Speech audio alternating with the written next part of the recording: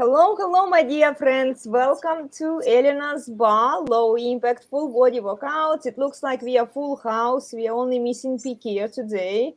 Emma, you made it. I'm glad to see you. Thank you for joining us.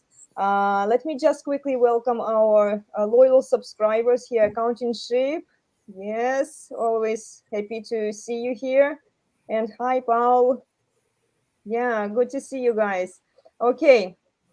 We are talking today about the quantum physics, and I was actually inspired by one of the videos from a spirituality guru that I watched. I actually watched the full video, guys, and I'm not sure that I will be able to play it all for you here. I'll probably have to use my phone if you want to reference to him.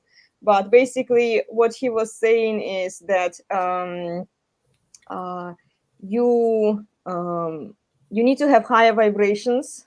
It was just what I got out of the 40-minute long video. Okay, so you can change your reality based on what your vibrations are, and if you are talking to people who have problems or who are in low vibrations because of war or because of other circumstances that surround them, your vibrations will be also low, and this will impact your reality and etc. So yeah, let me know if you want me to turn it on for you, just so that we can listen for a little bit. I'll try to skip the beginning because it's a very long video here. I'm about to make. Yeah. I just want you to just discern a little bit. Just try and discern a little bit. Maybe the machine that's feeding you all your information might have an agenda. That's all I want to say. That's all I want to say. So this is what Neville said in 1943, I think. All wars, as in wars and conflicts, prove that violent emotions are extremely potent in precipitating mental rearrangements, mind control. Every great conflict has been followed by an era of materialism and greed, in which the ideals for which the conflict ostensibly was waged are submerged. This is inevitable because war evokes hate, which impels a descent in consciousness from the plane of the ideal to where the level of the conflict is waged.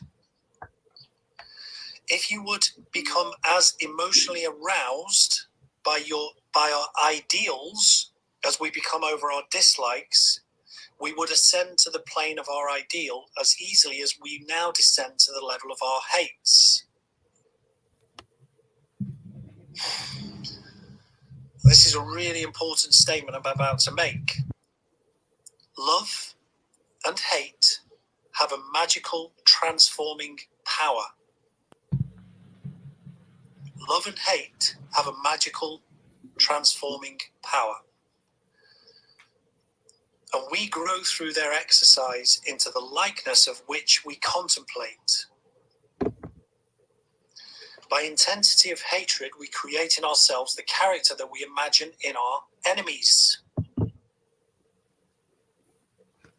Qualities die for want of attention, so the unlovely states might best be rubbed out by imagining beauty for ashes and joy for mourning, rather than by direct attacks on the state from which would be free. It's quite complicated. And I think it's Philippians in the Bible, whatsoever things are lovely and of good rapport, think on these things. For we become that which we are. There is nothing to change but our concept of ourself.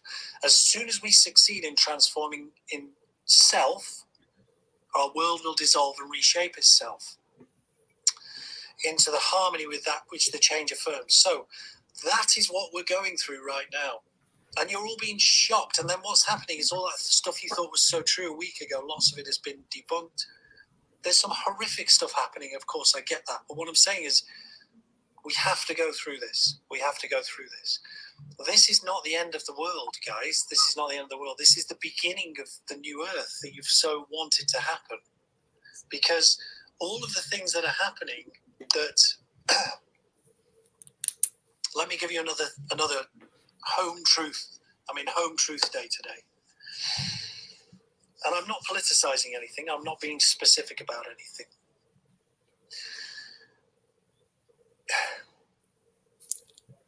The best way for you to affect change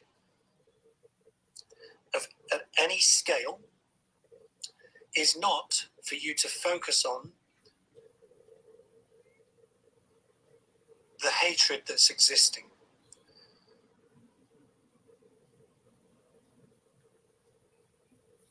The best way for you to affect change is to get your own house in order,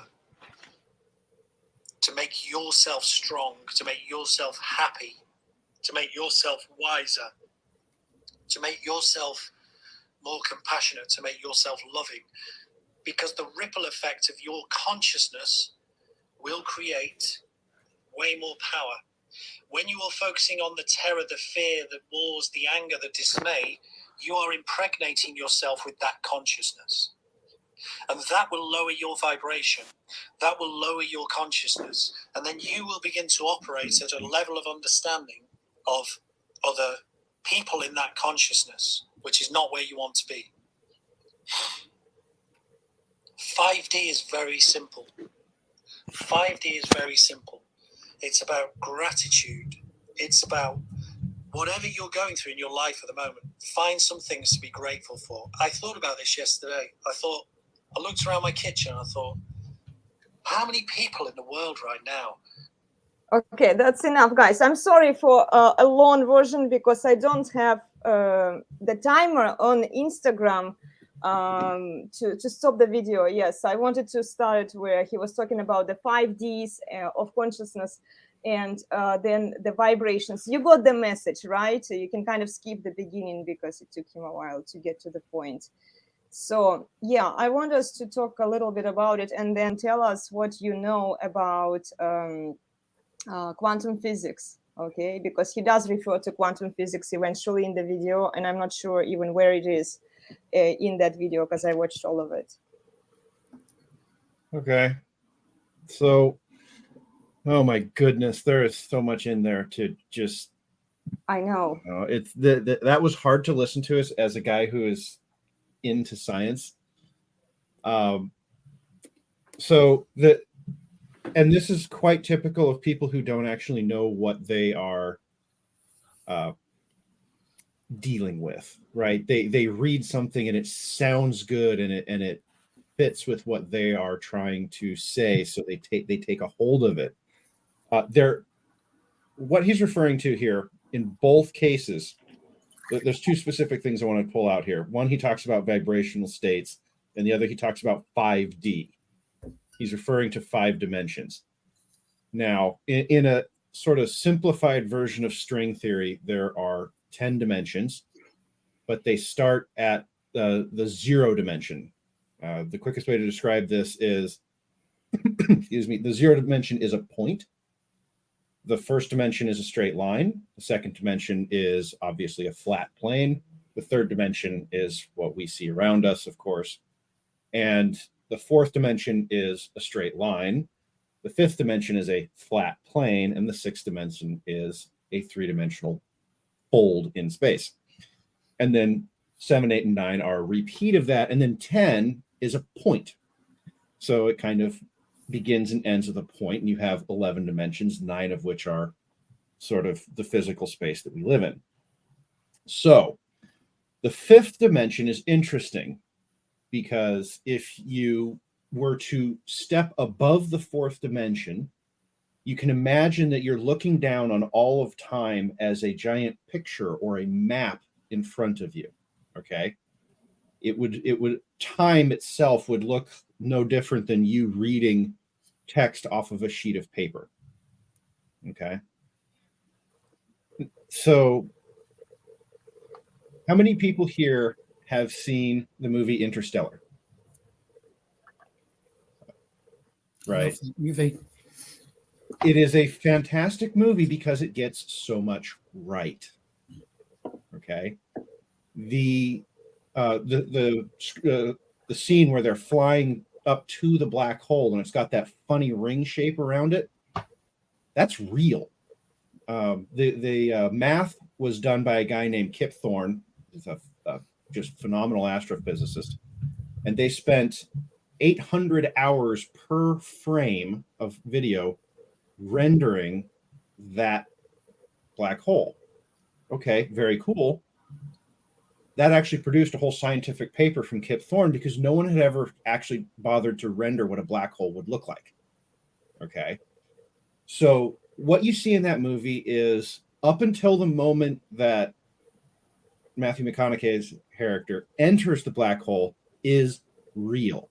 That is stuff that we can prove today with math and telescope observations, right? This is something we can do. So there's a funny thing about black holes. They're kind of a giant interstellar hole punch. Okay. Gravity operates throughout all of these 10 dimensions that we talk about in string theory. And one of the vibrational states, base states of string theory is called a graviton. Okay. And gravitons are waves. In quantum mechanics, they would be called a wave function. But the wave, when the quantum mechanics, and it talks about, at least in our dimensions, as collapsing the wave function into a real state. That's when you observe something. Now, I want to stress here that everything I'm talking about is theoretical. It's math, okay? We can't prove that this is actually what's going on. We think this might be an explanation of what's going on. But the cool thing about black holes is they represent kind of this magic number in the math, if you will. Okay. If I put a black hole in the math can go everywhere. And inside a black hole, it is theorized that we could there's no actually good physics explanations for the n-dimensional stuff. It is the math is elegant, but the practical applications are messy. Very, very standard human stuff. Right. So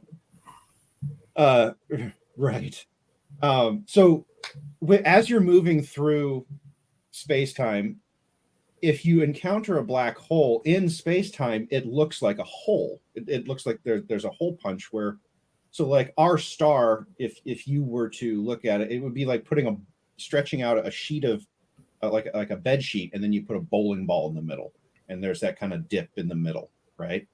Well, a black hole, it just looks like the bowling ball fell through the sheet. Okay.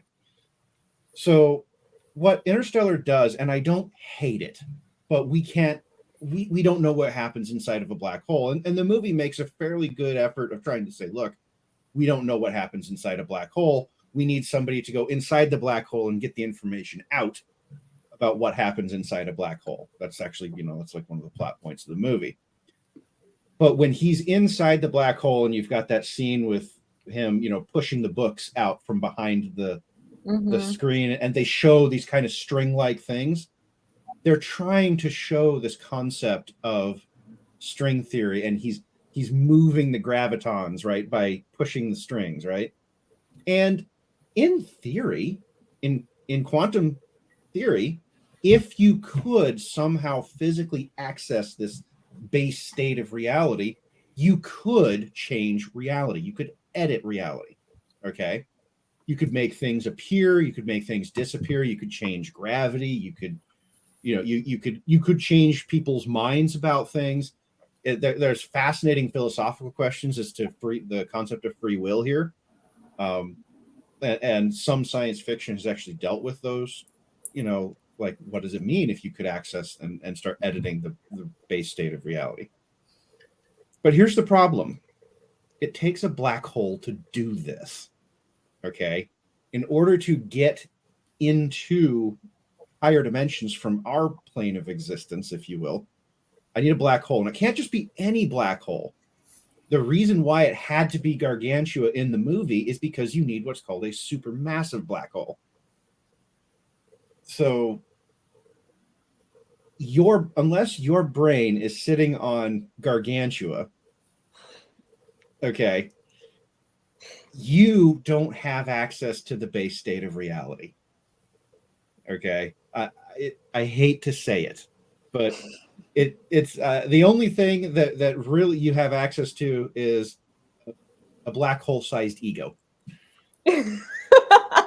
That's probably what is happening, because he's not the only one. I saw a lot of yoga teachers, especially online on social media. They're talking about quantum physics, whatever they can't explain. They just like, oh, this is quantum physics. This is how your brain works. Have you actually bothered to read the books about brain cognition and like basic biology?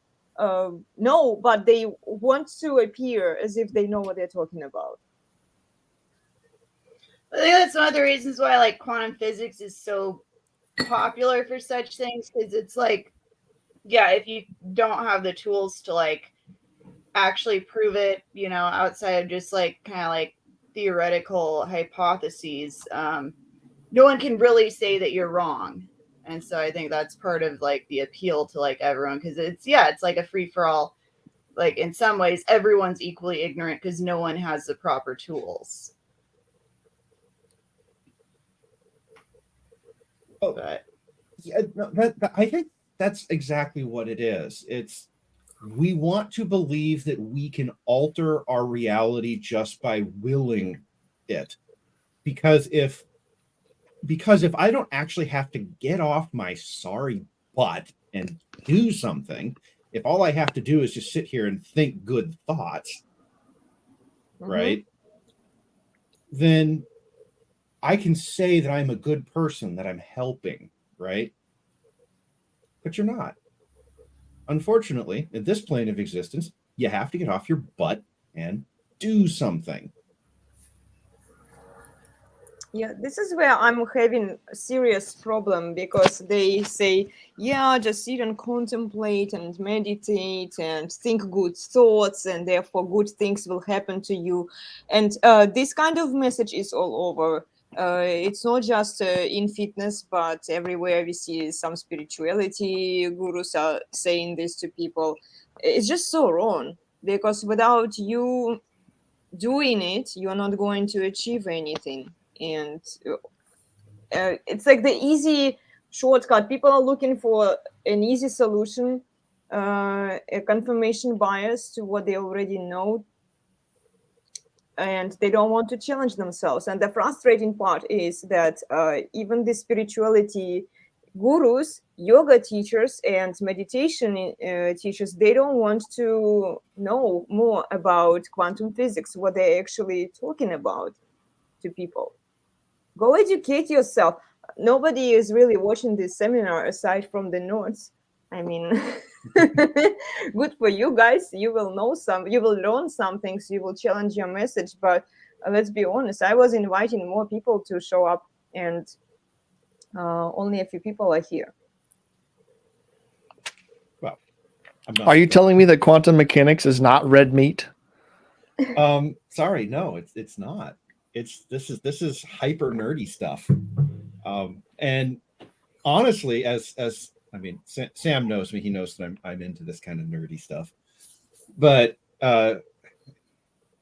this is really one of those places where it is very easy for people to get tripped up into thinking that they understand what's going on. I guess you could call it red meat from the, okay, people, this ain't it. You know, like move on, find something else. And I mean, we know they will find something else, right? We know. But I think one of the problems that the physicists have is they just kind of go, oh, whatever, those people who don't know what they're, they just don't know what they're talking about. We'll just be over here doing physics, right? That's just what we're going to do. And they ignore us out here. And my thing is, no, because this is a giant cop-out. This is a way of saying, well, I don't actually have to do anything, so I'm not gonna. Right? Because I already did the thing that I need to do.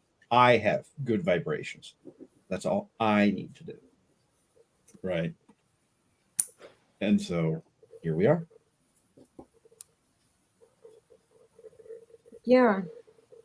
And I feel sad that scientists, they don't interject into the bullshit that people are talking about. And it makes sense, because otherwise they wouldn't have time to explore and find out new things, right? But at some point, somebody needs to show up and present the evidence to people and tell them, look, guys, this is not what everybody is saying. It's bullshit, effectively. They are just misleading you.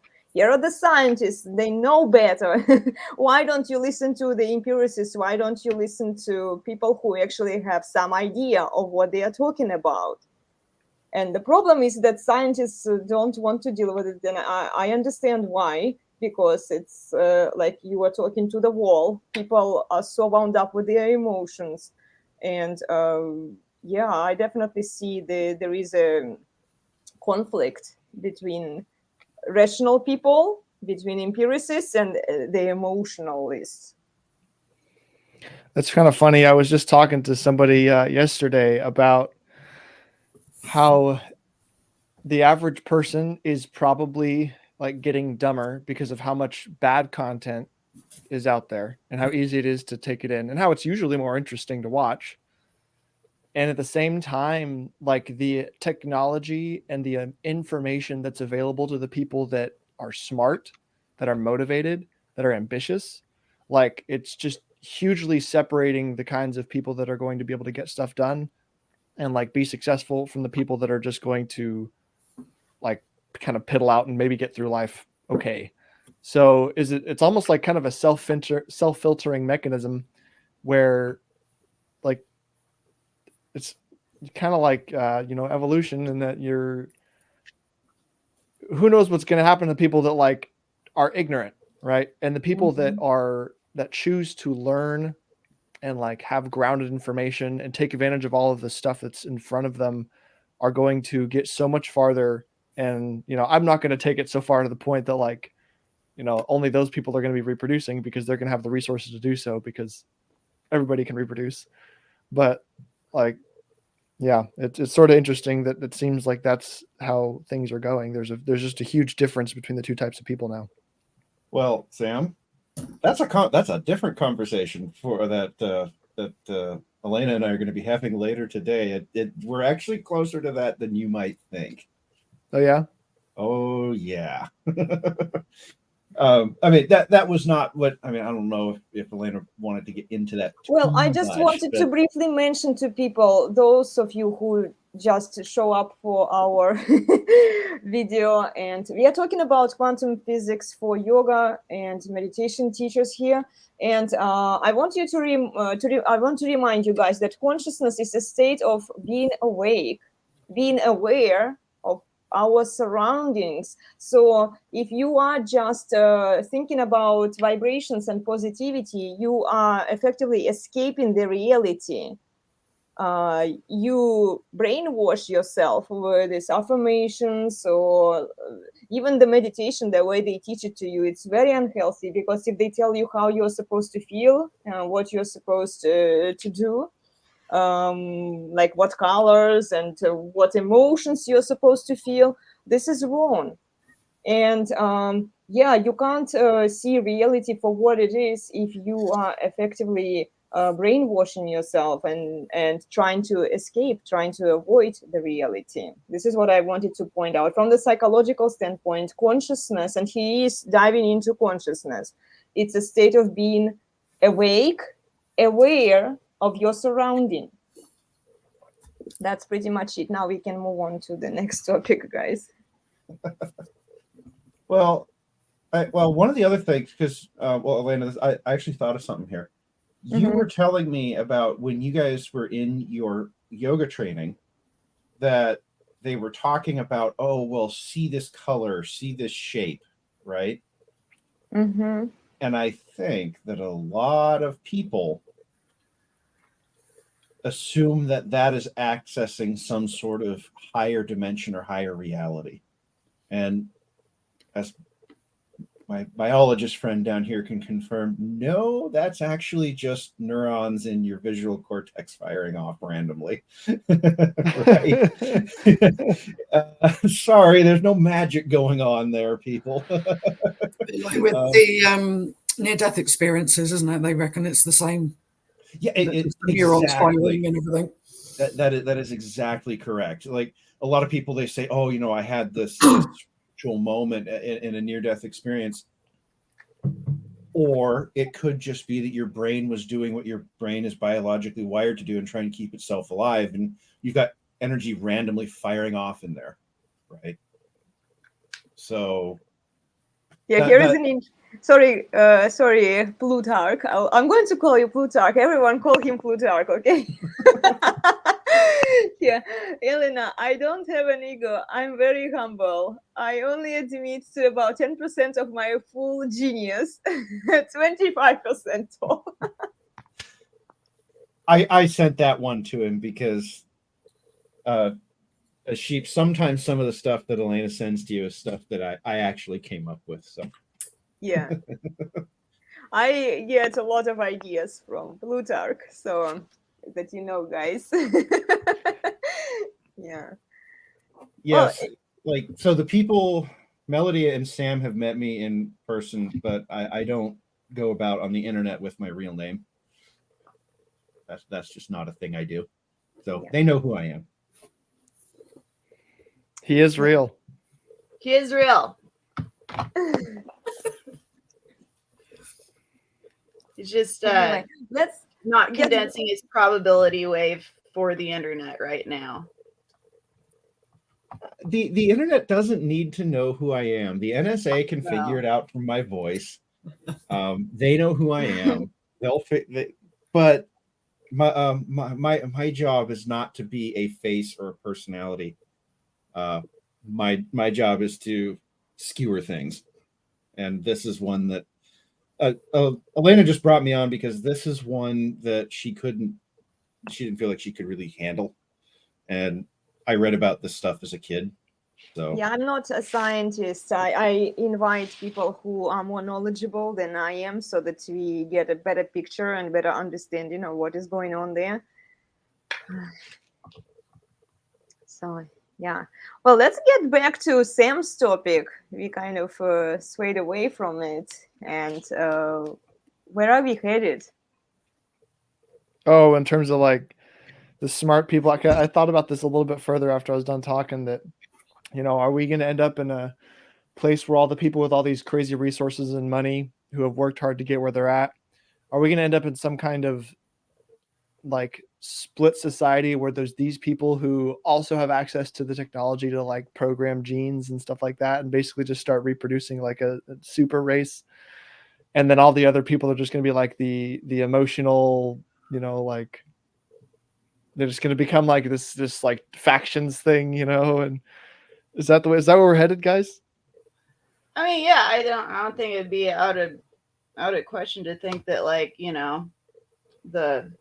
the Homo genus is gonna, keep differentiating and separating into like different groups, and some might, continue on and like eventually turn into something else, and other ones are just gonna die out. Like, but you don't necessarily know which is going to be the winner and which is going to be a loser, because when it comes to evolution, the majority is based on like the environment that you're in, which is totally out of your control. And if we've set up an environment to where, those like individuals who may not necessarily have the best genes, but they're able to utilize their environment and they fit into that better, they actually have a better chance of success. Yeah, it's not like we like to think it's just based on like, genetic superiority, whatever that is, in terms of like, oh, we were smart, we like came up with all this technology, so that's why we're here, and like, Homo erectus is not anymore. But it's yeah, it's really, I mean, there's been all sorts of examples of like, species who like, they've kind of like found their one thing, and it's like, maybe it gave them a little bump, initially, but then they went so overboard with it that it became detrimental and they went extinct. Like, that happens. And yeah, I certainly don't think that like humans are above going that route.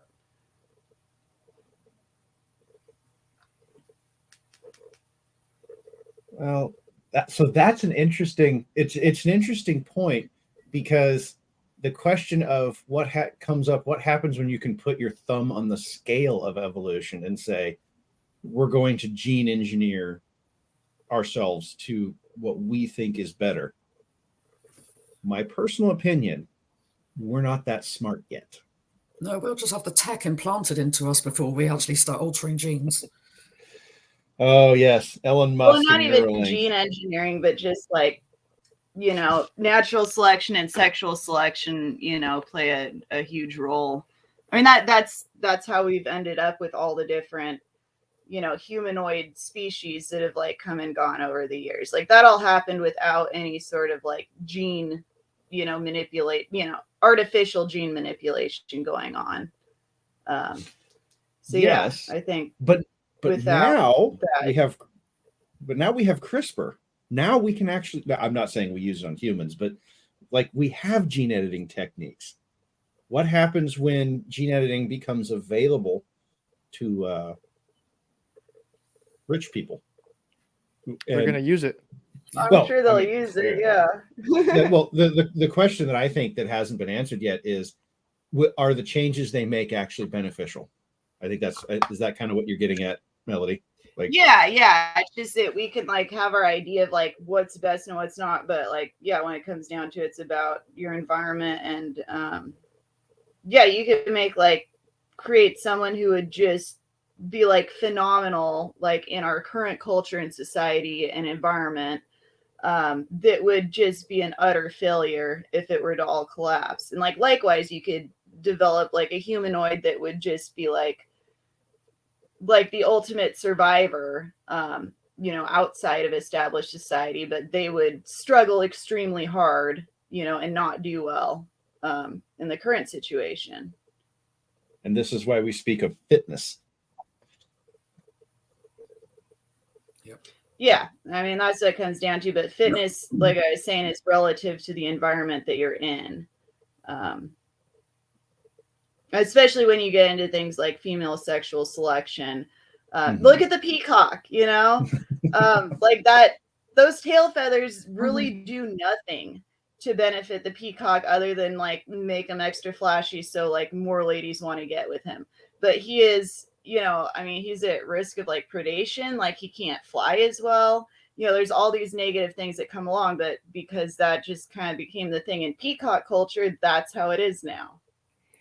So my brief understanding of the peacock is like part of what makes him evolutionarily attractive and like why the tail feathers are like an attraction cue for other female peacocks is that because he can, like, whatever his genes are doing and what he's capable of doing as a peacock bird to stay alive, he can not only do that, but he can afford to have this huge disadvantage and still stay alive.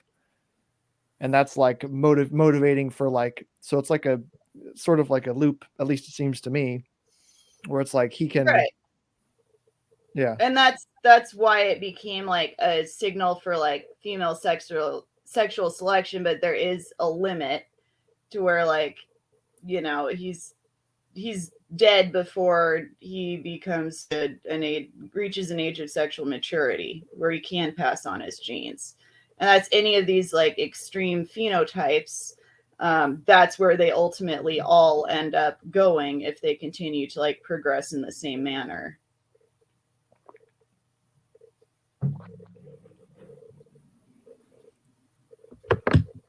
So you're saying a top hat is too much? Is wearing a top hat too much? I mean, honestly, yeah, if you're just like walking around like in today's times wearing a top hat every day, like a lot of people probably would think you're a weirdo. Because no one really wears them anymore. Except for like Halloween. And Sam. What's that? Oh, I didn't realize that you wore top hats. Yes, I've got quite a collection of top hats. Some are red, some are blue. Is this like your pimp hat collection? You What? have like the matching fur coats to go with each one? Yes. Yeah, this is fur made from baby seals that I capture on my lunch breaks from doing sighting. Well, Sam, I have a question for you. Does it work in attracting women? I don't actually have top hats. I don't need top hats. Come on, guys. You didn't hear me laughing over and realizing that he's just messing with you. Well, I figured that he was, yes. I was just playing along. Okay. You're doing a good job, and I couldn't keep up. I didn't have a good answer. See, Yeah. Melody always makes us think. Yeah. She's good at that. She's frozen. She's So- forever. She's going to be eternally putting her mascara on. Yeah. Well, that one eyeball will be really gorgeous. Yeah, this isn't the first time she's been in and out. She'll be back. Yeah. Well, I personally am like, to me, watching the technology aspect, I think, is a lot of people say, because they look at social media and they say, oh, well, we've never had to deal with anything like this. People don't know how to handle disinformation. They can't differentiate between what's real and what's not. And I want to remind people that back when the telegraph came out, dots and dashes and people in train stations, madly hammering on a little button, right? There was a phenomenon that actually gave rise to what we call yellow journalism, that a story would be published in a local newspaper that the locals knew was absolutely not true. But if you lived in New York, 1,000 miles away, you didn't know that it wasn't true, right? And it was fascinating because and you're seeing this kind of how things are playing out today. The younger generations very quickly figured out that it was not true, but the older generations kept getting caught up in it. And you're kind of seeing that now with how have you ever noticed how the younger generations don't really seem to be paying attention to the actual content of the message? They make memes out of it. This is for entertainment purposes to them, right? Yes. Yeah. Well, I think that there's a lot of stuff that happens with technology where we adapt. Speaking of fitness, we adapt, but we don't all adapt at the same time or the same pace, right? Because if you're a person who has been established in a certain way of doing things for a long time, it's a lot harder to change than if you're a 20-year-old who, life is just coming at you and you're just taking it in, right? So there is an aspect here of, yes, technology has been moving very fast and gene editing is going to wildly change how we do things. Okay. But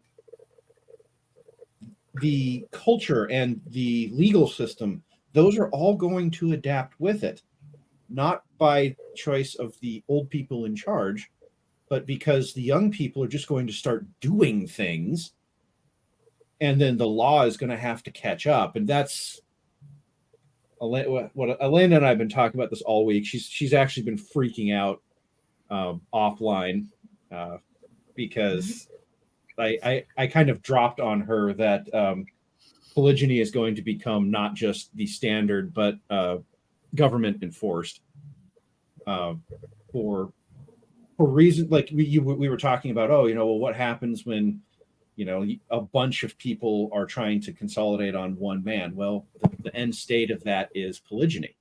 We need to set up a system whereby one man has the ability to take care of a large number of women. And that's going to involve changing things like the tax code. Hey, you get benefits now for marrying more than one woman because the state, every woman you take and put on a man's paycheck is one that the state does not have to take care of, if that makes sense. Mm-hmm. Right? So the state will catch up, but I can send some I think it was Psychology Today. They were talking about studies that show that polyamory is way up in amongst the younger generations. Now, the cause of this is not something that I don't know Elena wants to get into, because I have to skewer the feminists hard to make this work. Okay. And I have a saying that, you know, Elena will have to tell me if it's okay to say on this particular channel, but What is it? That's my one about the end state of feminism is slavery. Female slavery. It's okay to say that. Okay.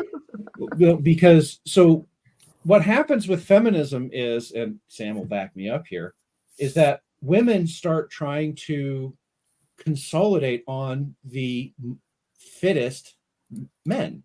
They start trying to say, and so what we've seen, and the data from Tinder and Hinge and all of Match.com, really, they all back up this idea that women only talk to the top 5% of men. Like, that's who they're going to swipe right on. Okay. So, or swipe left. I've never used Tinder or Hinge, so if I'm getting the direction wrong, my apologies. Elena and I met before Tinder was a thing. So, but like, women don't talk to 95% of men, and we know this. The data is unequivocal, right?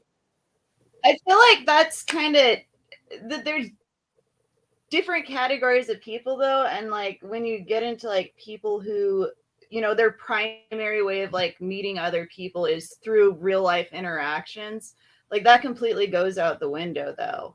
But I get that like society is definitely going more the way of like people meeting online. And well, it's not about, it turns out that it's not about how you meet, because if you ask the average woman, it is about, or what like, okay, here's an example that I like to use.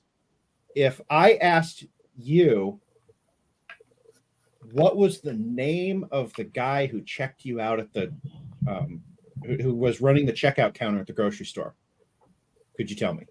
They have name tags on. Yeah, I can't pronounce it though. Well, he's like Eritrean or something. Well, okay, 95% of women would answer that question with, I can't even remember his hair color. Those men are wallpaper. They are the paint on the wall, right? Yeah, women don't see those men. They only want to see that. Melody, you need to understand. You're strange. I keep telling you that. I keep telling you, it's just so special that yeah, you're just an exception.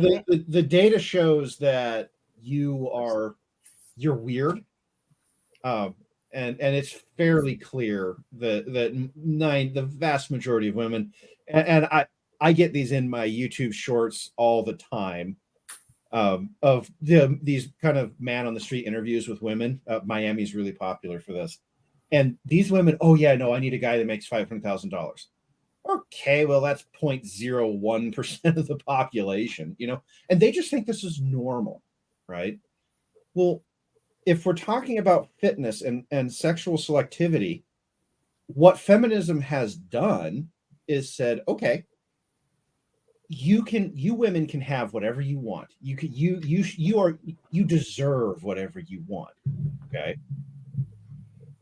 Well, all the women went, yay, great. I deserve $500,000 a year. Well, okay. But there's very, very few men out there who can do that. So for a woman to get that guy, she's going to have to share that guy. Well, that's polygyny. Okay. That's what it is. Now, I feel like there's a lot of that already going on. Well, there is, and there have been studies done that show polyamory is way up. That it tends to be one guy, many women. Like I think it was Psychology Today. I'd have to go look. I did not pull it up because I was not expecting to have to go this way today. But But it's like I was reading this stuff, and it is wild. There are guys out there like the red pill guys talking. Oh yeah, spin plates. Yeah, that's real. Okay, that is real. And so, at some point, in order to keep that guy, the women are going to have to say, "Well, what do you want me to do for you? Oh, you want me to vote a certain way? Okay. You want me to clean the house? Okay." Because it's either this or he says, yeah, I can go get 5 more of you, because there are women lined up around the block for the guy who has that kind of resources. And so it's not slavery in the sense of oppression. It's slavery from you're given a choice, but your choice is I keep the guy, do what he says, or I don't keep the guy, right? You have a choice, but it's only one choice. You have the choice to get in and get out. Mm-hmm. And after that, you have no choices. Charlotte is asking, do you think that feminism promoted the second sexual revolution? I think it provided the preconditions for it. Mm-hmm. And I think that what comes next is going to be the practical subjugation of women, which is no one really wants to talk about it, but there it is. I don't. It's not that hard to see how feminism leads to the enslavement of women by practice.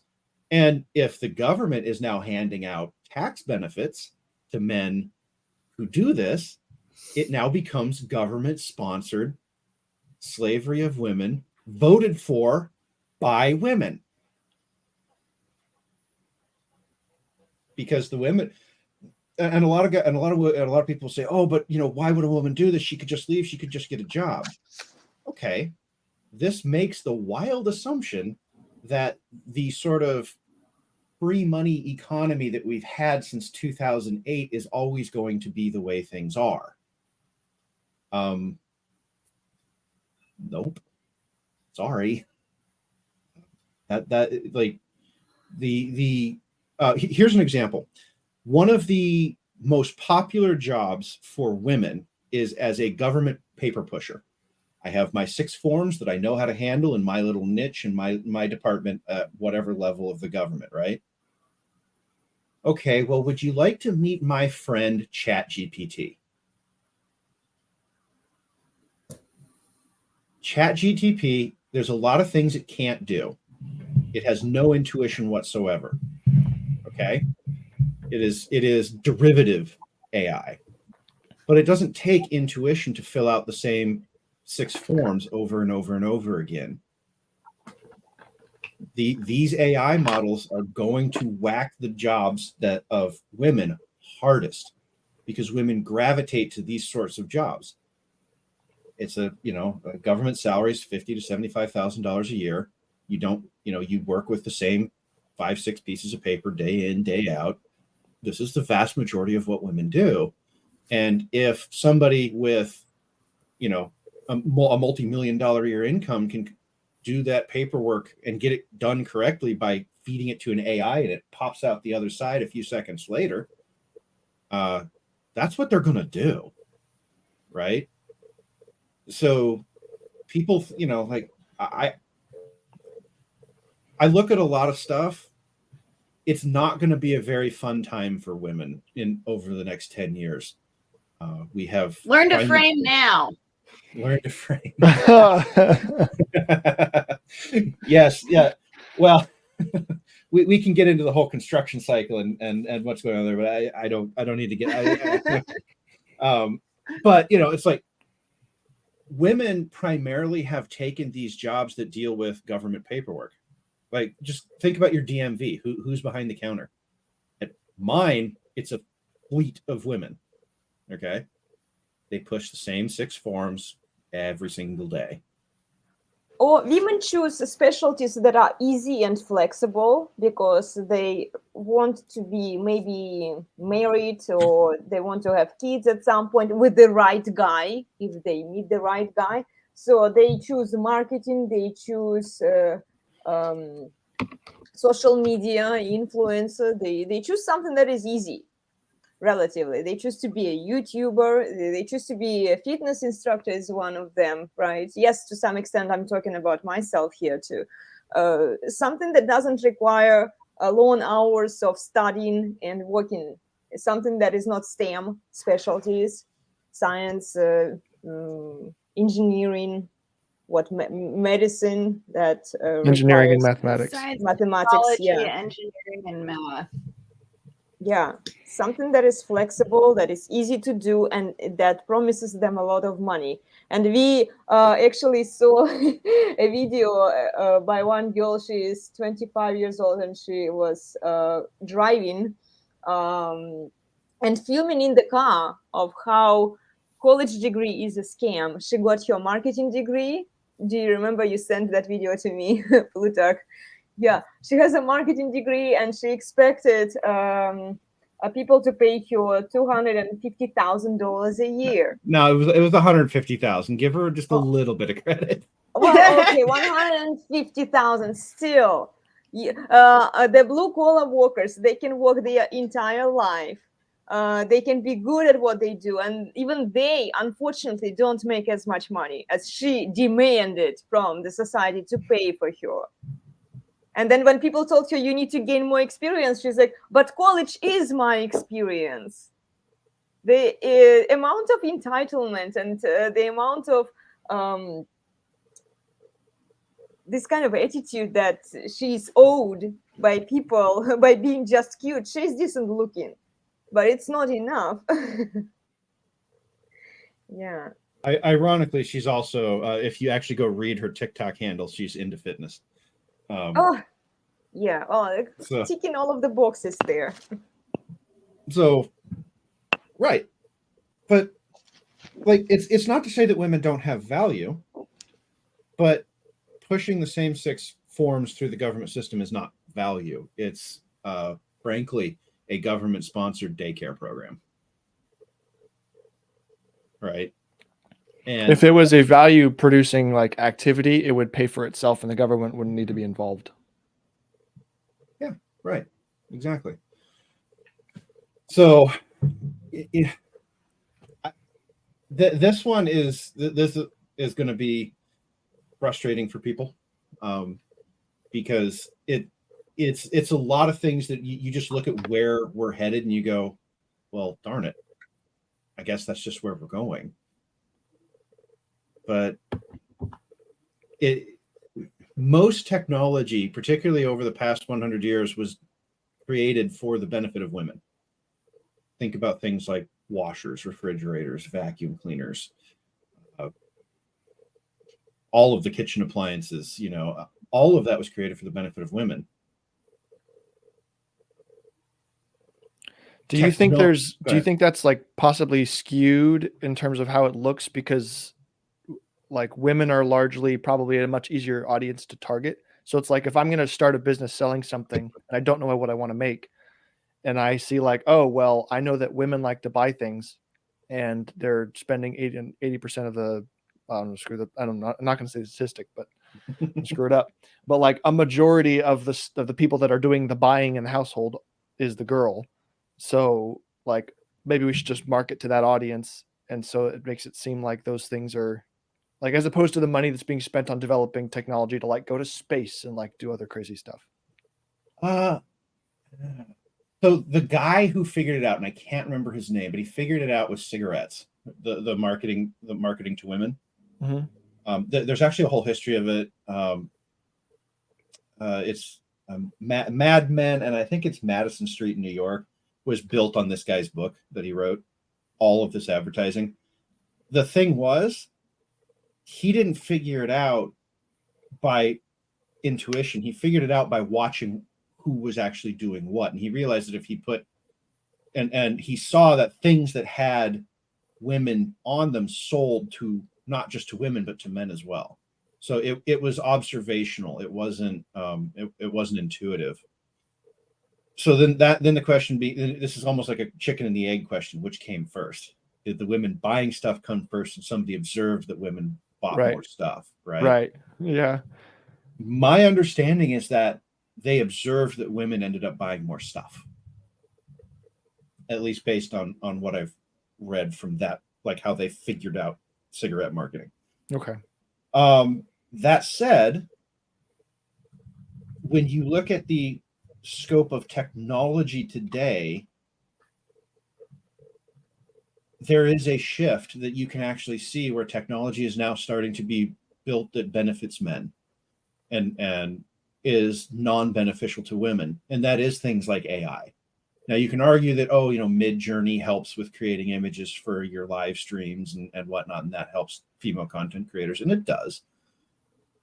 But businesses are already talking about replacing their entire, I won't say HR department, although certain business functions within the HR department, like accounting, accounting sheet, Yeah. with AI. Because it can figure out how to fill out the forms. It can, take the information directly from the spreadsheets, drop it in the correct places in the forms. And so do you need a fleet of women on, both the HR departments and the government on the receiving side of the form? Because the AI can also read the form on the other side. Like AI does optical character recognition very well. Right. So it can just read the form and say, oh, here's the answer, and I'll just dump that into the system. Okay. So this is the first one where the sort of target audience for its use is really going to hit the people working in these non-creative roles. And I would actually say that engineering, at least software engineering, is a highly intuitive sort of process, because that's what I do for a living. And by the way, Miss Crazy Person on TikTok, software engineers, it takes about 20 years to make $150,000 a year. We do not come fully formed out of college making $150,000 a year, and that's a hard degree to get in an actual science. It's not I a business definitely marketing don't degree. make that much money. This is why I choose to marry with the marketing degree. With what do I She have? found the bag. Communications and mass media. It's like, no, you don't get paid. If you are lucky, if somebody will want your services. But guys, I have to tell you, I keep getting emails from marketing people looking for a job now. They are begging to get hired, or let's do a collaboration, or let's do something else will help you get to 1 million of subscribers, or a number of followers that you want. I keep getting these emails daily, and they end up in a scam box or elsewhere, because it's just, I know that it's never ending list of supply. Instead of begging for a job in this field, why don't you go and learn something of value that society actually needs?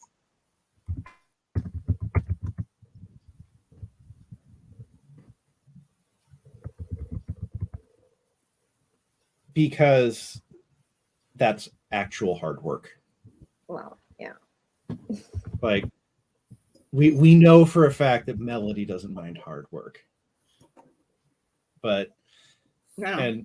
and we I know like that it. and we know that Sam doesn't mind hard work, right? But Melody, we keep saying it, and you just need to accept this into your heart. You are not normal. Yeah, I guess so. And I think, yeah, that's always, everyone kind of always looks at the world with like just kind of the assumption that everyone else is approaching everything from the same angle, because that's what you're most familiar with. But yeah, I do understand that it's like on an intellectual level, I understand that it's not that way, but then, just on my like reactive level, I'm like, well, no, everyone's a weirdo, right? Like this like I don't know. Yeah. Sure, I Melody. I just kind of think about it. I'm like, yeah, I'm probably the weirdo. But on that note, I do need to get going. I got brunch and boating to do. So see, I resonate with you though, Melody, because like over here, I've always gone for male jobs, you know, like warehousing and things, and the traditional female jobs, just horrify me. I'd rather use my body and my muscles. I don't think I could. Like the interacting with the public and like not working, like physically hard. I couldn't do it. It's like as I've gotten older, I mean, kind of the degree of intensity of the work I do, has gone down a bit. I'm not gonna lie, when given the option, I don't spend as much time like up on the roof and walking the top plates as I used to. I'd much rather, be on the ground, like cutting and throwing things up, which, I mean, that's obviously an important part. Someone needs to do that. But I expect that like I will just kind of keep getting less and less physical intense as I continue to get older. But at the same time, I can't imagine not doing that. And like, when we were over at the lake cabin talking about like what we would do if we had like $10 million and just didn't need to work anymore. It's like, well, I'd still pretty much do what I'm doing. I just would build myself do it more on my own terms and with more flexibility and not get paid for it. Like I'd still want to like, be doing all the nonprofit stuff, but I'd still want to be like, doing greenhousing and growing stuff and building stuff, like just kind of those basic like human skills of like being able to provide food and shelter. That's I feel like as a human, I would feel very unfulfilled if I were ever not doing those things. Yep. But anyway, I also like going on boat rides and eating brunch. So I'm gonna get out of here. Go. It's great talking to all you guys. So yeah, I won't be here next weekend. I've got the Herb Guild's doing like a workshop thing all weekend, so I'll be out both Saturday and Sunday, but should be in the week after that. So hope everyone has a good week. Angie, I'll see you guys later. Farewell. Have a great time.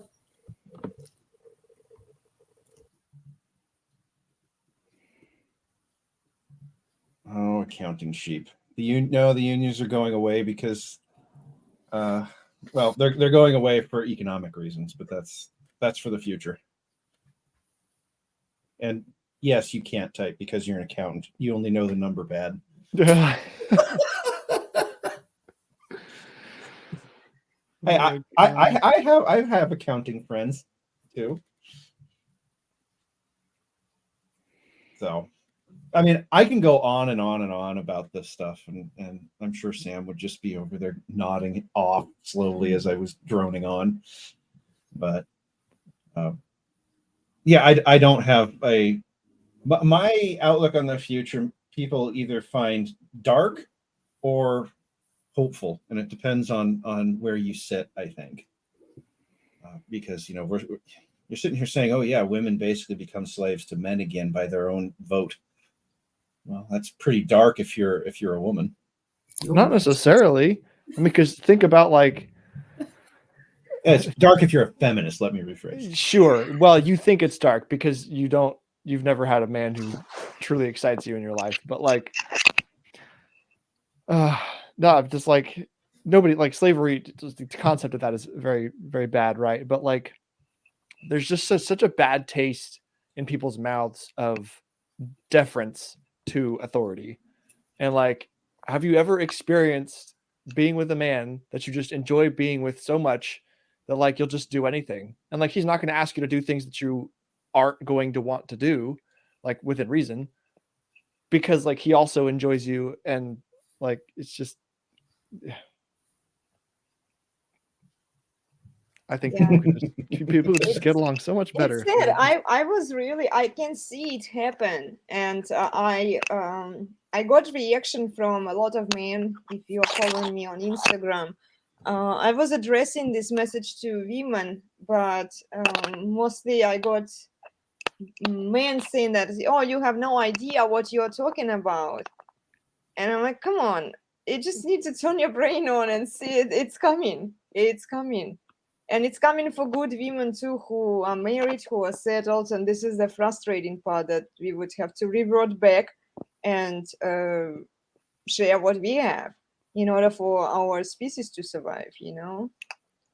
I don't like this outcome. I don't agree with it. But if it's something that needs to happen for our humanity, it's like, you may not like it, you may hate it, you may disagree with this, but if you let it go so far, and like women, even married women, they think that oh, I got my back, I'm fine, I'm settled, I don't need to think about it. What are you talking about? It's just bullshit, right? It will never happen to me because my man is loyal and I love him and we enjoy the time together. It can happen.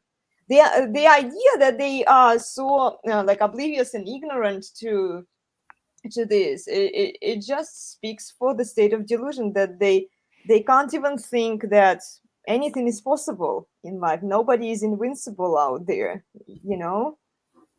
It's whether Well, it happens soon or not, it's a separate question, but the possibility is there, and we are headed that way. well, I do want to stick this out there and say this is not going to happen overnight. I mean, we're talking Yeah. about changing the tax code, and tax code fights, at least in the US, are always major drama, and they take years. Okay. So, you know, like I'm saying that this is more of a thing for the 2030s, and Sam will back me up on this. There is a blog out there, an entire, it's a whole separate thing now on Morgan Stanley's. Morgan Stanley's a big investment bank in the United States. They're where they have what a blog on what they call the she economy. And one of the things that they talk about is that by 2040, 60% of women are all going to be single and living alone. Well, they're going to be single, or we're going to figure out how to set up a system where multiple women can share men. Because the choice is going to become, do we put all of these single women effectively on welfare of some sort, whether we call it Social Security in the United States? I do not know what they call it in England. Benefits. Benefits. Okay. Well, it's universal credit is the official name of it. Universal credit. Okay. Well, that's a whole conversation. Yeah. So you can do that, but the government is so inefficient at the distribution of resources. It is the least efficient mechanism, right, that we've ever invented. And if you the numbers of women they're talking about, 60% of the female population in the United States works out to something like, well, there's 330 million, divide that by 2, you get 165 million, then you do, 60% of that, you're looking at, probably 95 million. It'll depend on exactly how the demographics shake out over the next 10 years, but it'll be in that range, right? 95 million people, and they need $6,000 a month to on average. Okay, well, let me do some math. I have a calculator right here because this is getting a little big for my brain. Times 6,000. So I only need $7 trillion to handle this. Okay. And then the government's going to take, okay, well, we just need to double that for government inefficiency. $12 trillion is, or $14 trillion is only 5 times the federal budget currently today. Who are you taxing to make that happen? The men. Well, no, because here's what the men are doing, and we see this. Hi, sheep. Thank you. But we see this all the time, where a man himself does not need much. If I was not married to Elena, I would probably be comfortable on a $60,000 a year salary. I'd live in an old house somewhere in the woods, probably because I'm a hyper introvert. Or I'd live in a very small apartment. I would not have much in the way of furnishings, right? And all women would look at me and go, "Well, you're worthless." And I go, "Yeah, but I'm comfortable." But if men start only making $60,000 a year, you have to tax to generate 5x the revenues when the average man is pulling less 40,000 Mike Sartian was saying. Well, yeah, 40,000, it's 60,000, like 60,000 for cities, 40,000 for more suburban rural areas. Yes, but it doesn't matter. I have to tax the men at like 500% of earnings. Well, that just doesn't work. You can't tax somebody 5 times more than what they make. So it is going to be to the government's benefit to instead come with a system that says, okay, if you men take on more women, particularly you men who have money, we will let you have access to multiple women as you want, and we're going to give you a tax break because those women are no longer going to be on the government benefits programs, right? The government has an incentive to do this, and women have an incentive to do this because when they share the resources of a man, let's say he makes $1 million a year. He's living in a house with a 10-bedroom house on the lake, right?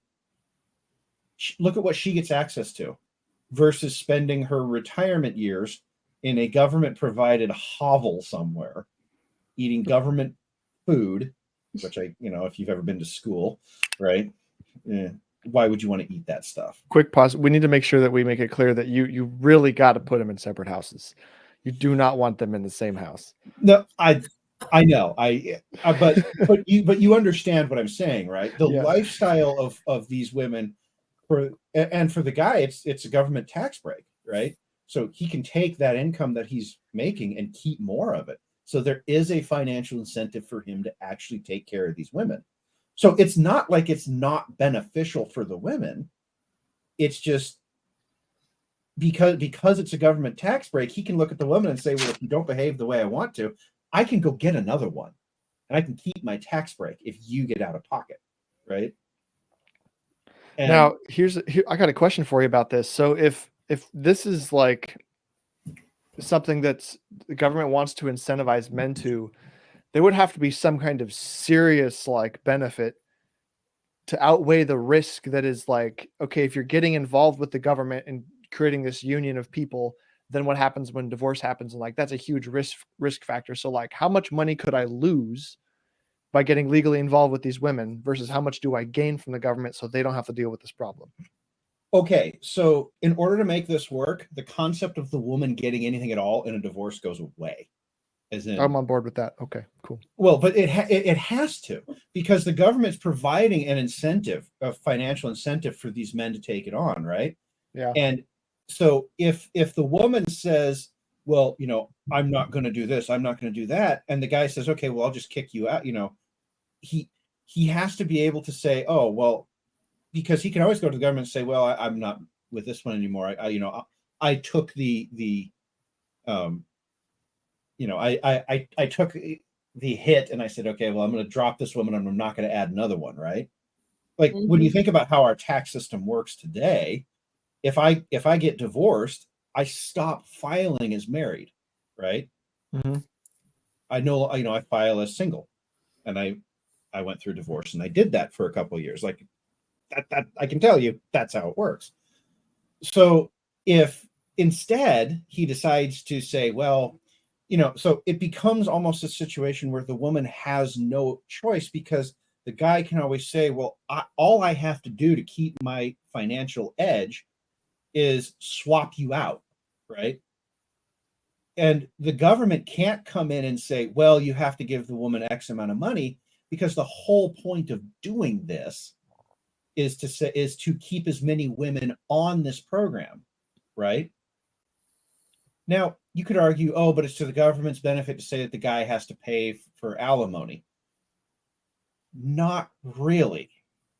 Okay, because the alimony would then have to be tax deducted as well, right? And under this sort of tax plan for it to make any sense for the government to do it. I don't know exactly how this is all going to work out. I mean, we're talking about the mid 2030s for where this is really going to be hashed out. It's not going to be hashed out this decade, but it is where things are going. But because there will be so many women, single women, the government isn't going to care as long as as long as you are keeping X number of women out of the government's benefits programs. You think that sounds like parallel to just having like claiming dependents? It's like, yeah, I'm claiming, I've got 6 dependents this year. That will end up being the model that is used. I am claiming 6 dependents this year. Yeah, that's exactly it. And sorry, go on. Go ahead. It's also bringing to mind, like, what if the woman doesn't want to even enter into this this polygamy? They could always withdraw your benefits, or penalize you that way. Well, so yes, you're right. So the guy would not. Actually, I'm not saying they would do that initially, but if there's enough people, women going, no, we're not doing this, then that could be a sort of push in that direction, couldn't it? So another path of slavery. Yes, it could. The thing though to always remember is that female psychology in group. I'm not speaking about the individuals, right? Individuals willing to get on camera are probably of a stranger, odder sort, right? You hear that, Elena? What? Yes, I tell her that all the time. I was thinking actually, guys, about how women would be held in harsher, not like harsher conditions, but it would actually be beneficial for women in the long run, because they would have to exercise. If they don't, then the guy can actually set higher standards and expectations from a woman. I was just thinking while you were so Emma, so the problem here is so a woman is living in her government provided hovel with her government provided cheese, which tastes like processed cheese, right? Okay, Yep. Not the best, right? Yep. And then she gets this guy, okay, and all of a sudden her life is not the government provided hovel. It's boats, beach parties, right? Yeah. How many women do you know would willingly choose to go back to the government provided hovel once they had that? Well, yeah, there is that. That's a very good point. Yes. Right. And this is what I mean. It's not slavery in the sense of oppression. It's slavery in the sense of the loss of disobeying the quote unquote master is so great that it's not worth it. Right? Does that answer that question? Yeah, I also think. Initially, women aren't going to be too. Yes, I agree. The lifestyle's going to be offered on a platter, but yeah, women aren't going to want to share. Not right away. But no, I see personally, yeah, that lifestyle sounds amazing, but I'd get bored of it really quick. I can show you endless streams of TikToks of women who will never get bored of it. Yeah, and I'm not one of those. Well, and there are women like Melody's, having spoken with her offline extensively, she's also in that same boat, right? Yeah. But it's not the majority. No, I know. 20%. And the thing is, the economy could handle 20% of the women working. Okay. Like we could handle that. One of the things that I'm not talking about here that because of what I do every day, I'm actually very connected to is economic futures. And what I can tell you is that just on a historical cyclical basis, we are due for a ripping depression. Oh yeah, and, I'm not really into that kind of thing, but even I can see that. Right? Yeah. We don't need to worry about that, guys, because we can just print more money. I've always wondered that, Sam. Oh, Elena, they started it. Go on. So yes, you can print more money. That doesn't solve the problem.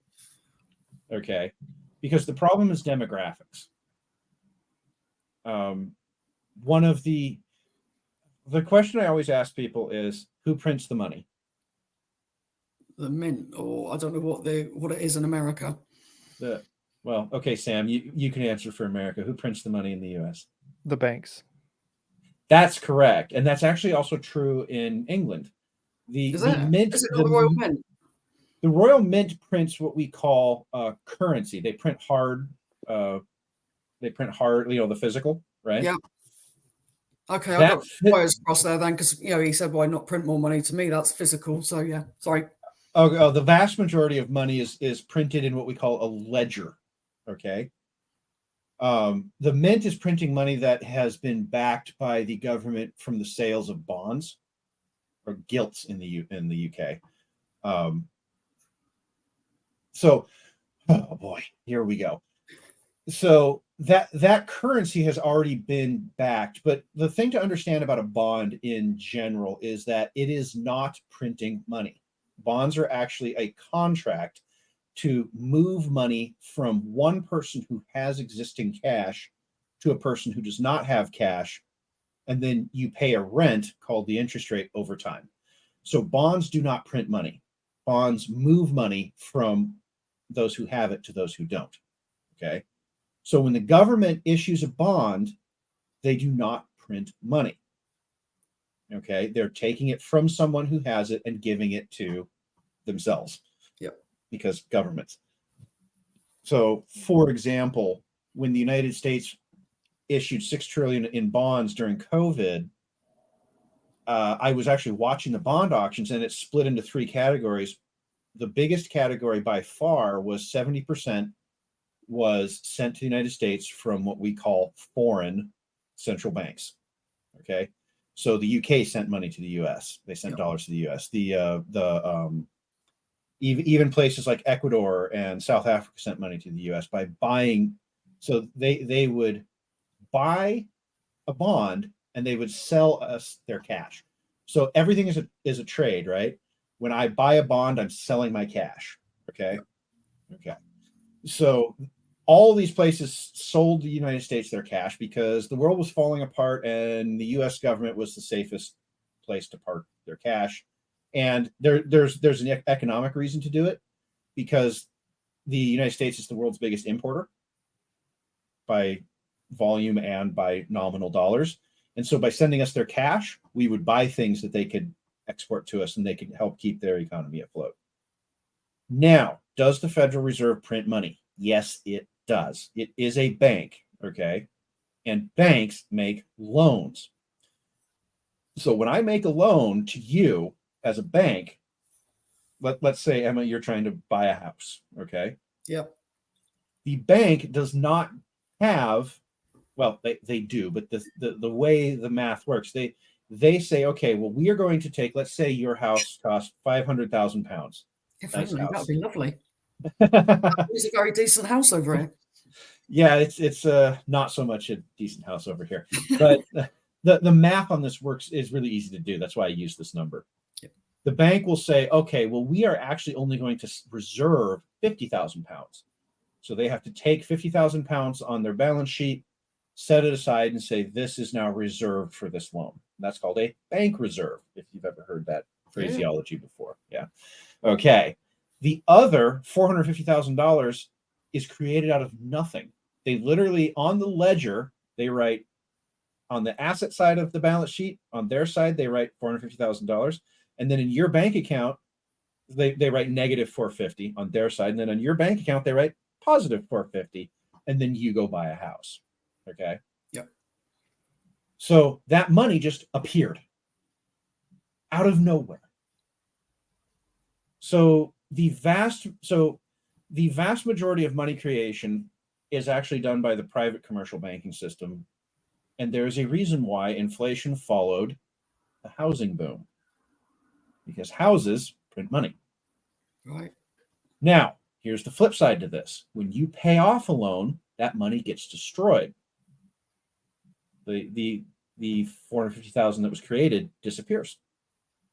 Yeah, okay, I can get that because they just magicked it for you. So They yeah, magicked it from the beginning, and so every payment you put in, they go to the balance sheet. They tick, they go minus a little bit on your side, and they go plus a little bit on their side, right?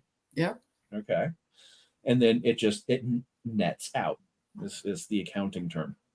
So what the Federal Reserve is doing when they buy bonds is they are creating cash out of thin air, and then they give it to the federal government. So that's what Sam is talking about with the money printing, right?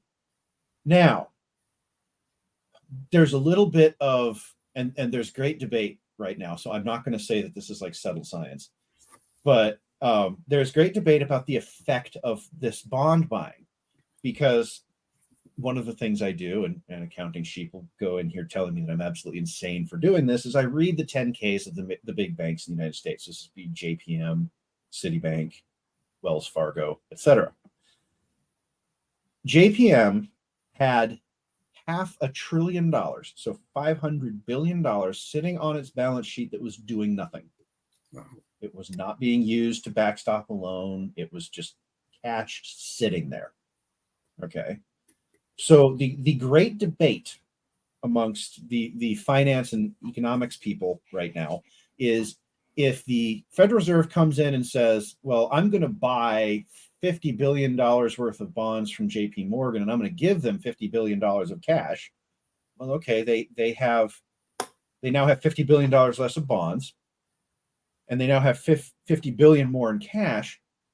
But what is the net impact to the economy of adding $50 billion to $500 billion when the original $500 billion wasn't being used for anything in the first place? And that debate the debate starts in about 2011, because this quantitative easing thing was being tried, right? So, yes, sheep. I know I'm bouncing all over the place today. I read way too much. But like, why was inflation so low from 2008 to 2021? And that's this question of, what is the actual impact of the Federal Reserve putting an extra $50 billion on the balance sheet of a bank that already has $500 billion and isn't doing anything with that either, right? Yeah. They don't need it to create loans, clearly. No. Right?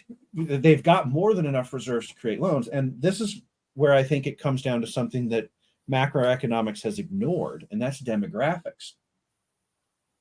If it is no accident, and this is my opinion here, but it is no accident that the great inflation of the 1970s coincided with the fastest expansion in the human population in history. Okay? That was the baby boomer generation. Yep. And when you're young, you need stuff. You need a house. You need a car. You have babies, so you need baby stuff, right? And you're buying, but you're young, so you don't have a job yet that can pull in enough money. So what do? Credit cards, loans on houses, right? So you are creating money at a phenomenal rate. Okay. So when there's an explosion in the population, there's an explosion in the demand for credit. And that demand will be met. That is the job of a bank. Their job is to make loans. That's how they make their money, right? So, and then everyone's like, well, okay, but then why did 2008 happen? The 10Ks are written by lawyers. Yes, they are. And so what ends up where we are right now is we are now entering a period where the biggest generation in human history is now retiring. And retirees do not generally take on new credit. They go on fixed income. Right? Okay. The millennial generation is the second largest generation in history. The boomers are still bigger than them nominally. But the Xer generation is now moving out of that period of time where they were younger, they were creating capital or credit, right? And so, they're buying things. The Xer generation, they're now moving more into the 45 plus zone, where they're not creating as much capital, but they're knowledgeable and they can add value to the economy. Sadly, they are the second smallest generation currently alive. Generation X. Yeah. Generation X is screwed. Okay. I love my Xers. I'm a Zennial myself. I sit on the shoulder between Millennial and Xer, Yep. but they're screwed. I'm sorry.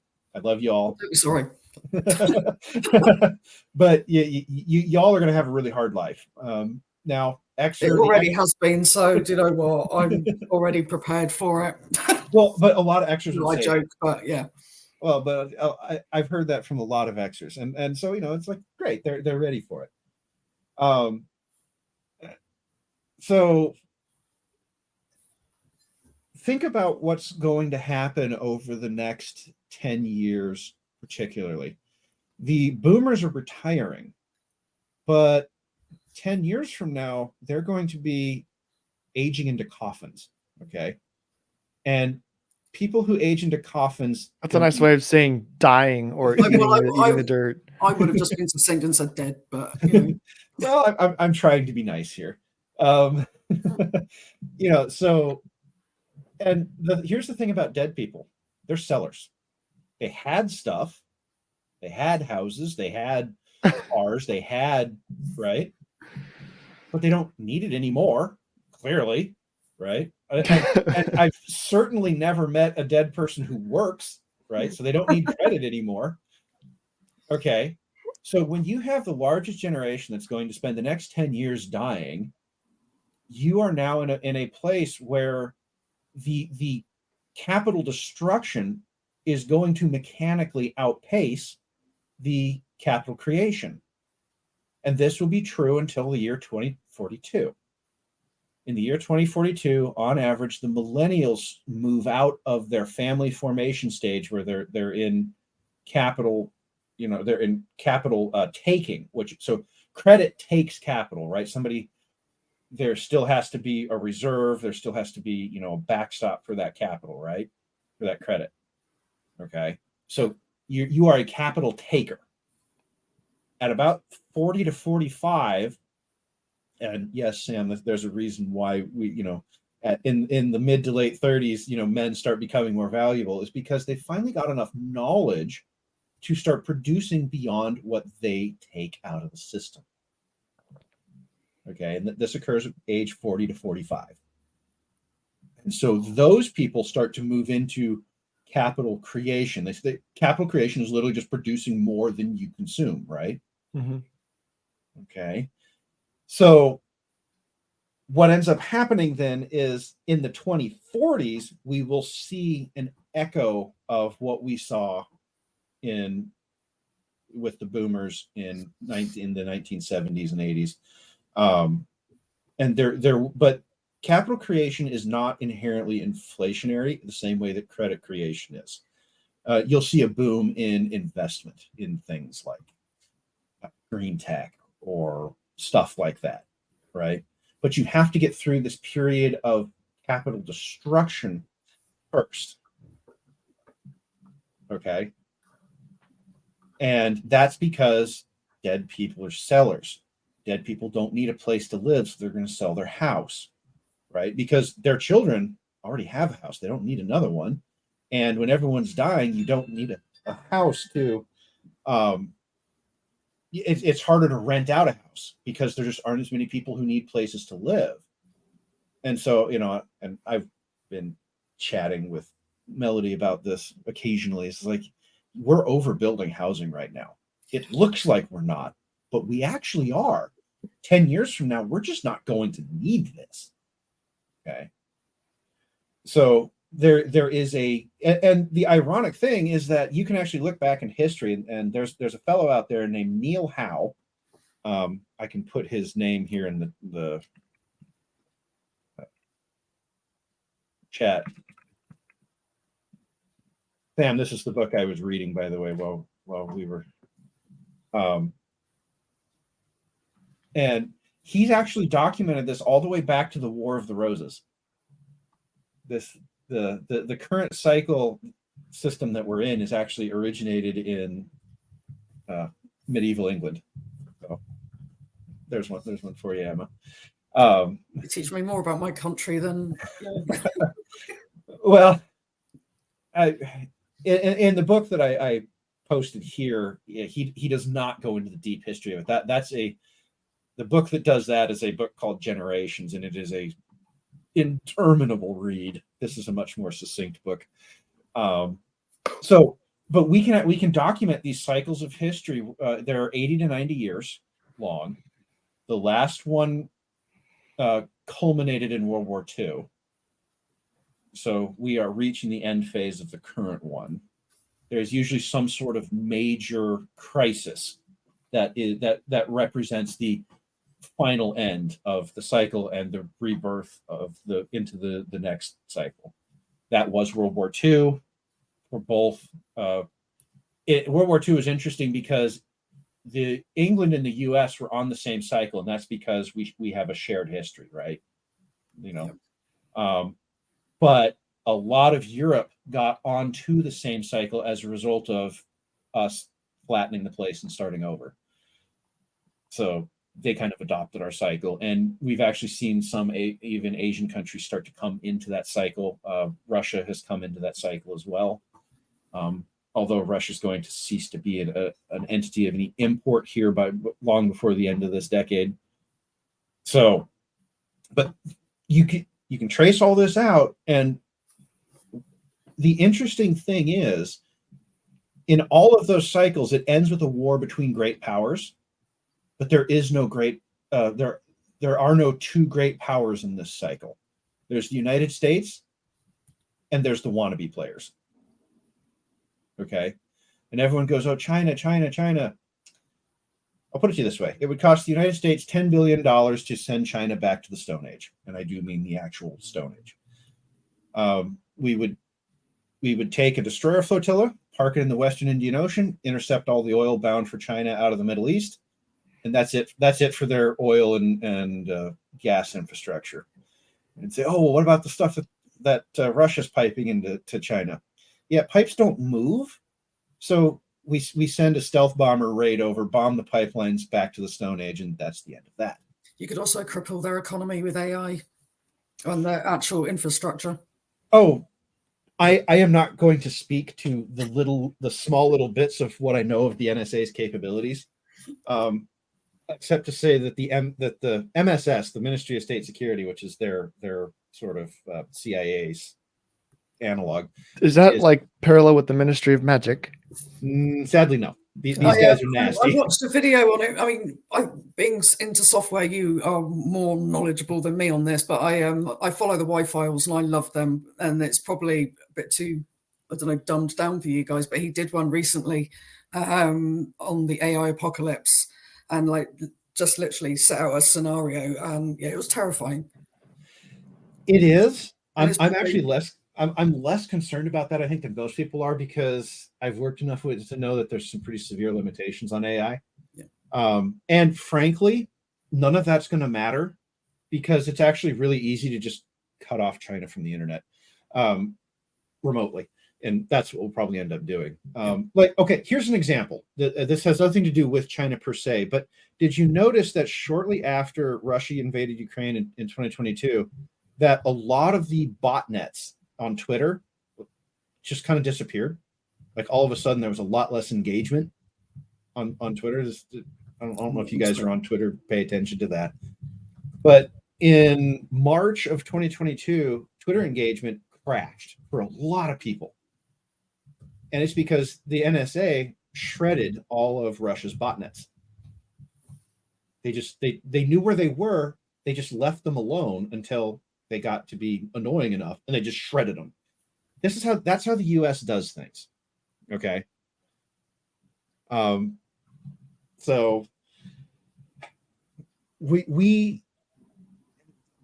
it's not the MSS is amateur hour.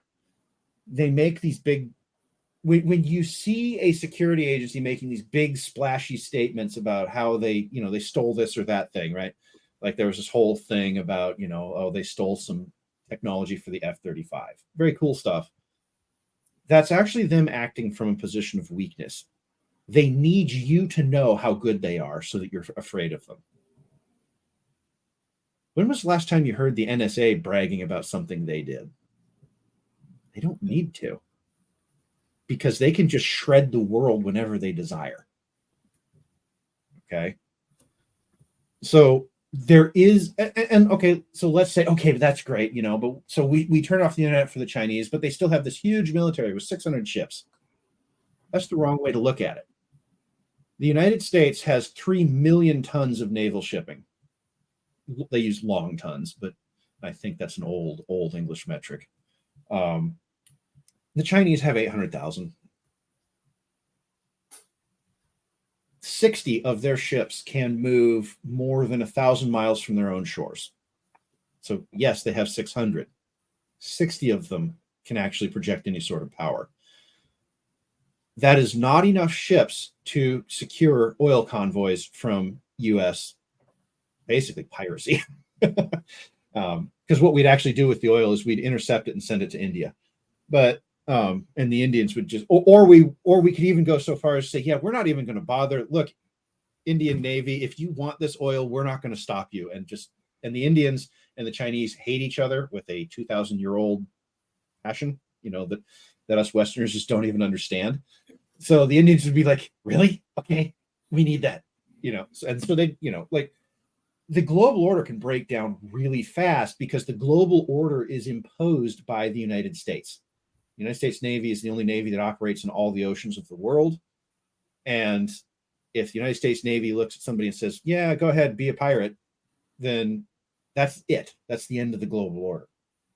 China does not have that level of power projection at all, not even close.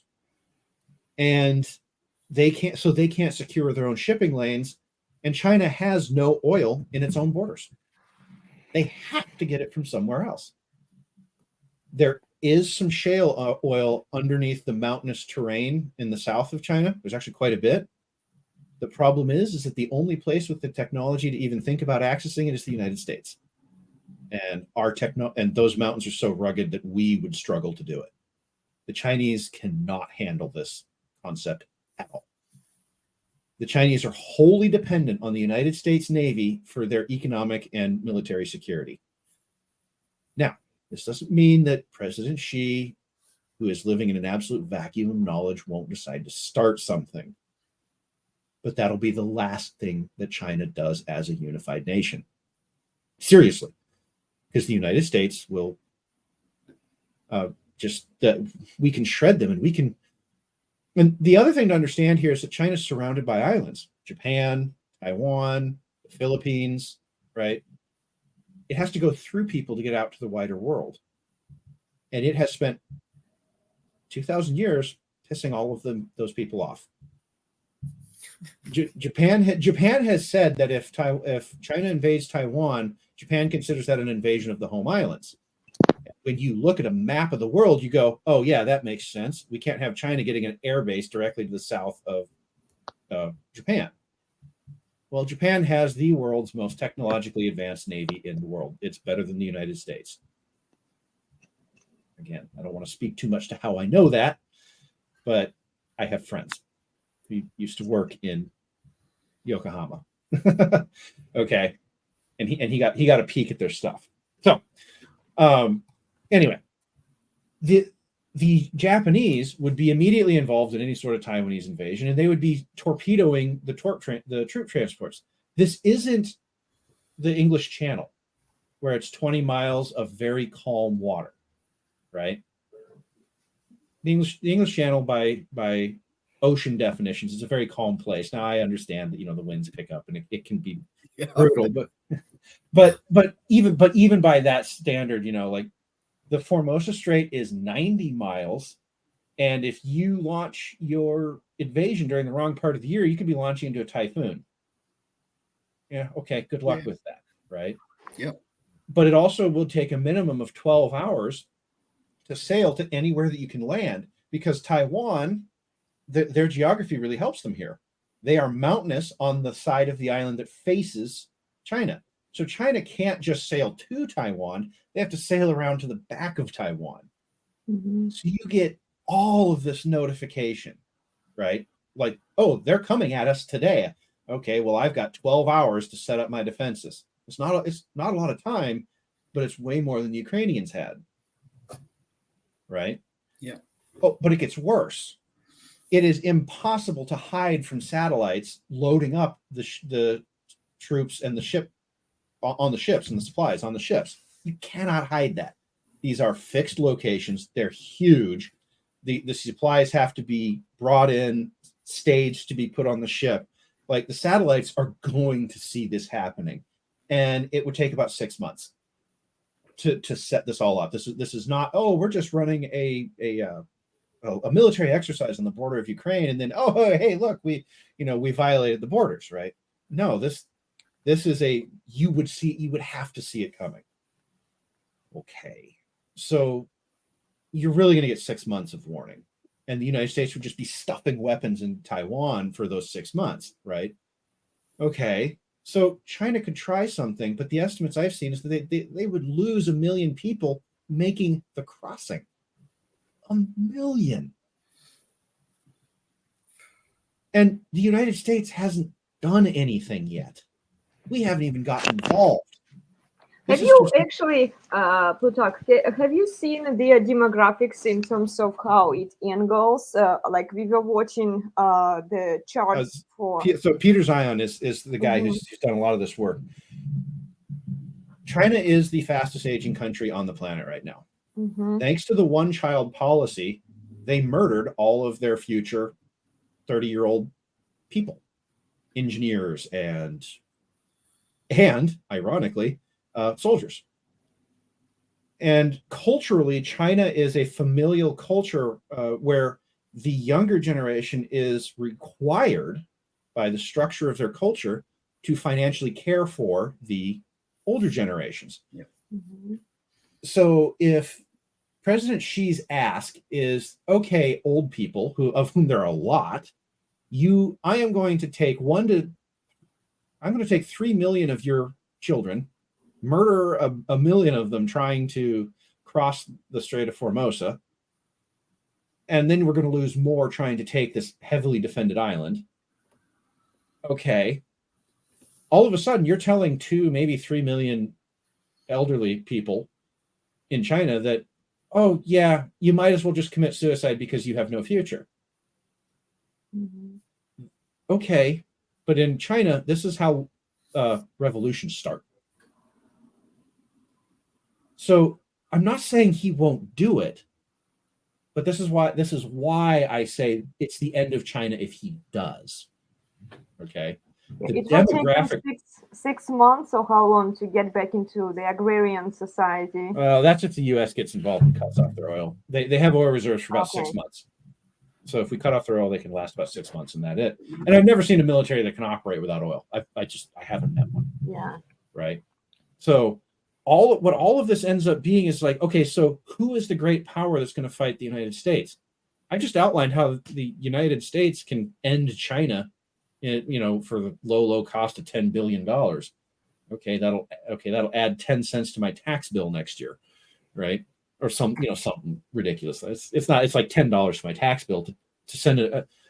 The United States doesn't want to do this. We don't want to be remembered as the butchers who sent 1/8 of the world's population into cold and famine, right? That's why we haven't done it yet. But if they invade Taiwan, we will, because at some point you have to look and say, okay, these people are crazy. But it's kind of a, like, who's going to fight us? Who could fight us? If you were to take all of the navies in the world combined, except the United States, 2 of our carriers could wipe out all the navies in the rest of the world. 2. We have 11. Okay. And half of those navies are actually allies, and all of the navies except China and Russia have carriers, and Russia's carrier can't leave its dry dock without lighting itself on fire. So actually, can I interrupt you for a second? We got an interesting comment from Charlotte Ashton. Do you think America should make the younger people care for the elderly to become a more responsible country, just like China, but less harsh? This is like the same problem of like divorce and child support. If you've got like someone who, this is the government stepping in to enforce something that people should already be doing. So I would say, no, we should not make it like legally required to take care of your parents. You should just do it because you love them. So the same reason it's like, no, you shouldn't step in and like be required to pay child support. You should do it because you love them. Like, no, keep the government out. But as you know, Sam, humans are not that. They're not all as honorable as. Yeah, they don't have that much integrity. You're such a nice guy. So theoretically, yes, the children should, but also understand that one of the contracts of Social Security and benefits in the UK is that we don't have to, that the taxes are going to take care of it for us. And so that's what the millennials will tell you is like, well, I'm paying my taxes. I am taking care of the elderly. Okay. So that's an interesting comment here. I guess that is promoting communism in America. Kinda. You know, but it's the enforcement of it is what's promoting communism. Mm-hmm. So, I mean, my view, and I've spent quite a bit of time coming up with this, is that there isn't going to be a great power war. There will be smaller wars. However, the United States is currently trying to electrify itself, you know, electric vehicles and this and that, right? And we want everything to be electric. Unfortunately, we would have to 5x the generation and transmission capacity in the United States to actually do this. I won't get into the math. It's cool, fun math that'll blow your mind, right? But we're talking about needing to build, a good 10,000 nuclear reactors. Oh, jeez. Okay. I don't know that it's actually that many. It depends on how you want to do the math and how you can load balance things, but we need to 5x our generation capacity in order to do this. And to build one nuclear reactor, how long does it take? About 20 years right now. Okay. And half of that is the permitting and lawsuit process. Okay. So there are some cool things going on the generation side up in our area, up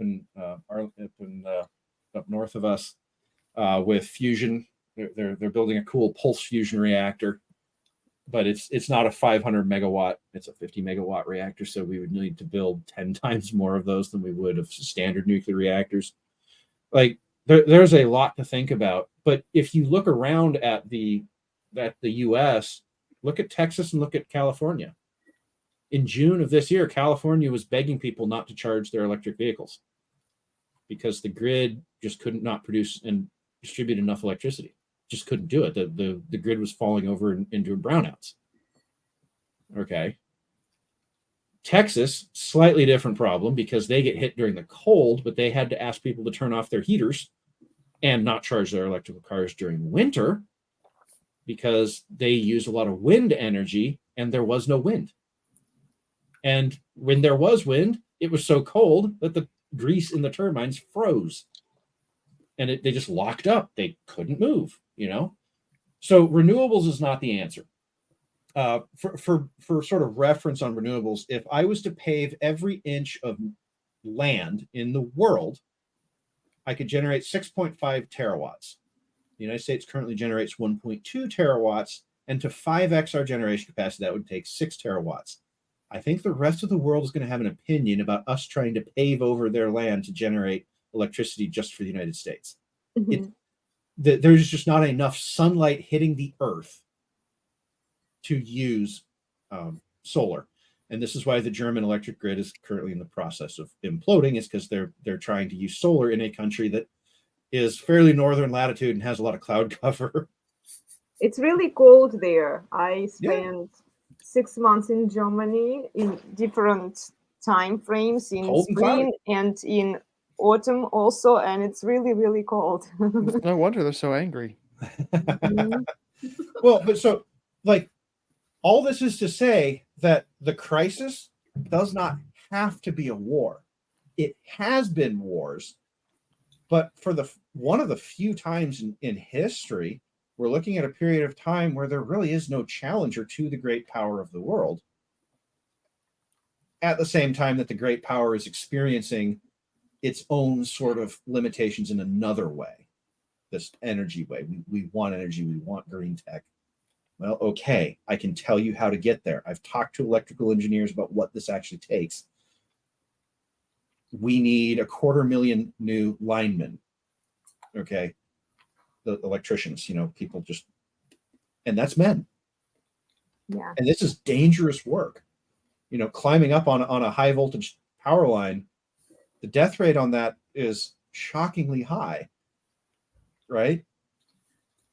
So the sort of the economy of the future, and this goes all the way back to the beginning, is not going to be focused on women. It's going to be focused on jobs that men traditionally do, because your average woman looks at that and says, I'll be in the kitchen. Right? The average woman does not want to go climb a 200-foot tall steel structure, with these rickety, very thin sort of, because they need to be light. They're missing out. Well, I know what you do, Sam, or what you've done in the past. And yes. Yeah. But the future of the economy is not one of pushing paper and sitting in offices. It's one of, we need to completely rethink from generation to the end consumption endpoint what the physical infrastructure looks like. There you go. Do you think that like the demand that's going to put on for that type of labor force is going to somehow change the incentive for men to do that? Because you can look at like the money you can make by knowing how to like basically sit and play with a computer versus like go out there and work hard. And like the money sometimes is there, but like in my experience, it doesn't seem to me like people have really caught on to the fact that, okay, like the actual labor and the time doing these things, people aren't quite willing to pay for it yet. It's like they don't understand how valuable it is. So it's like, well, yeah, we're just the market's free market, right? So people are going to pay for what they can get. And so if there's still going to be people out there that are willing to like, are we going to end up with just a bunch of like basically immigrants and stuff doing all this work because they're willing to work for cheaper, or like? No, because, and this is not a knock on the immigrants. This particular kind of work is usually above the skill set they have when they come to the United States. It would have to be taught to them just like it would have to be taught to a person inside the United States. So yes, some of them will end up doing it, okay? But the education level required is actually non-trivial for electricity, okay? You need to be able to operate at a certain level to be able to safely handle electricity, right? Right. It's part of the reason why you see linemen making $250,000. I mean, a lot of could be that it could be I'm only referring to like residential, and that could just be a different market entirely. So, well, this could be an example of what you see. Immigrants come in and they take those jobs that don't require quite so much education, like swinging a hammer, right? Mm-hmm. Framing. And that frees up people higher up the stack to move up. That could be a thing. But remember what I said about demographics. We're going into a period where we have the fewest number of people of working age, right? So there is going to have to be an immigration component to this. There is no way around that, right? But even then, we're not going to have enough. And this is in part because we as a culture have so prioritized white collar work. Mm-hmm. Sitting in front of a computer, and I say this as a guy who spends 14 hours a day sitting in front of a computer for his work, right? Like, I understand that I am not the most important person in this. Actually, a little bit of the reasoning behind why I don't put my face out there. I don't view myself as so important. Okay. But we are going, like, you're not going to get 250,000 linemen unless you change the culture's value system around what is good work and what is, good education. Because you don't need a 4-year college degree in underwater basket weaving to do electrical work, right? You just don't. But you absolutely do need a high school diploma. You need to be able to do arithmetic. You need to be able to do some basic algebra. You need to be able to, like, the death of shop class in high school has been one of the worst things that's ever happened to us, right? Because in shop class, you learn how to work with your hands, right? Right. So there will be a financial incentive to do this, because how else are we going to get the people, just attract them to these jobs? And we are starting to see that Gen Z has they actually do like these jobs as a generation. They're just so small. Mhm. Gen Z is the smallest generation currently alive, and they will always be that way, because they're the kids of the Xers. The Xers were a small generation, and the Xers were the first generation to live with birth control. Okay. So they could, like, the Xers the first complete generation with birth control, right? So they could choose not to have kids, and they did choose not to have kids. Okay. It's not a knock on the Xers and their choices. Look, the Pandora's box of birth control has been opened, and it's never going away. Technology doesn't go away. We just adapt to how how we use it. Same with the telegraph, right? So that is, and I didn't intend to turn this into the Plutarch hour of macroeconomics and demographics, but Well, these are interesting topics, and I'm It's sure very that people, interesting. yeah, so some people care about this. people should Well, care about this. Yeah, so like another piece of perspective I'd like to offer is that, like, for me personally, there would have to be, I'm sure Melody could relate as well, because like when you're in blue collar work, it is more physically demanding. Like, everybody's body has a certain number of repetitions in your joints, a certain number of times you can cut your finger off, right? 10 to be exact. Like, there are real limits to somebody committing their, like, lifestyle and skill to a lifetime of doing this kind of work. And that would only make it that much more difficult to incentivize this kind of work. Cause I know for me, it's like, yeah, I love building things with my hands, but I don't necessarily want this to be my, like, wage earning job. Like, part of the reason that I went to college was to learn how to do more advanced things and work with my brain. So there's a very real pressure to, like, and maybe it's maybe it's an age thing. Like, for the guys that are 18 to like 30, like, that's going to be like a very, like, useful time for me. Like, yeah, I'm young. I can do all this work. I can pick up heavy things all day long, and that's just what it is. And after that, they're like, well, okay, my body's kind of toast. So that's my dad. He has worked a physical job his entire life, and he's done. It's that he's 64. He's done. I mean, he wants to keep going, but he can't. Right. And we have an entire generation that's hitting that age. Okay. We have serious problems, and it's going to cost us to get out of this.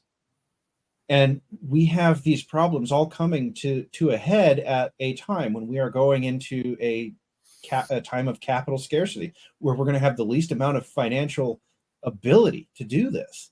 And so that's why, like, I do believe that this generative AI thing is going to take off. It's just not going to take off in the way people think. It's going to be used to ruthlessly cut the jobs that are the paper pushing jobs, because that is a place that we can use technology to easily save ourselves enormous sums of capital.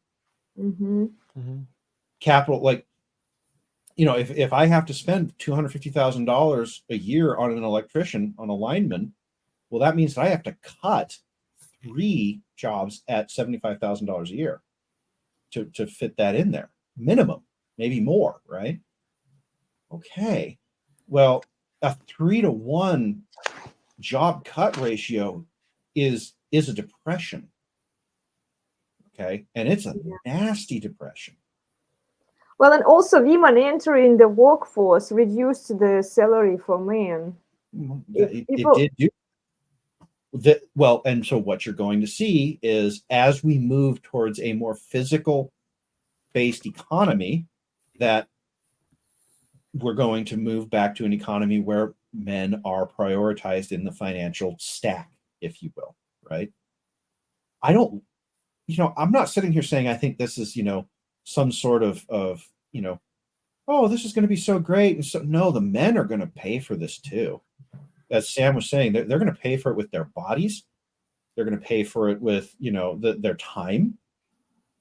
No one gets out of this free. No one gets out of this clean. But if we're talking about axing 3 jobs that are traditionally held by females, so that we have the opportunity to get 1 job of a man willing to do the hard physical work, that is a economic upset that probably is greater than the Great Depression. This is huge. And the dislocations that this is going to cause are, I hate to say it, but there's a line from The Big Short where Brad Pitt's character says, for every 1% you increase the unemployment rate, 40,000 people die. Those could be deaths of despair, from loss of jobs, right? They could be from, just being unable to feed themselves, right?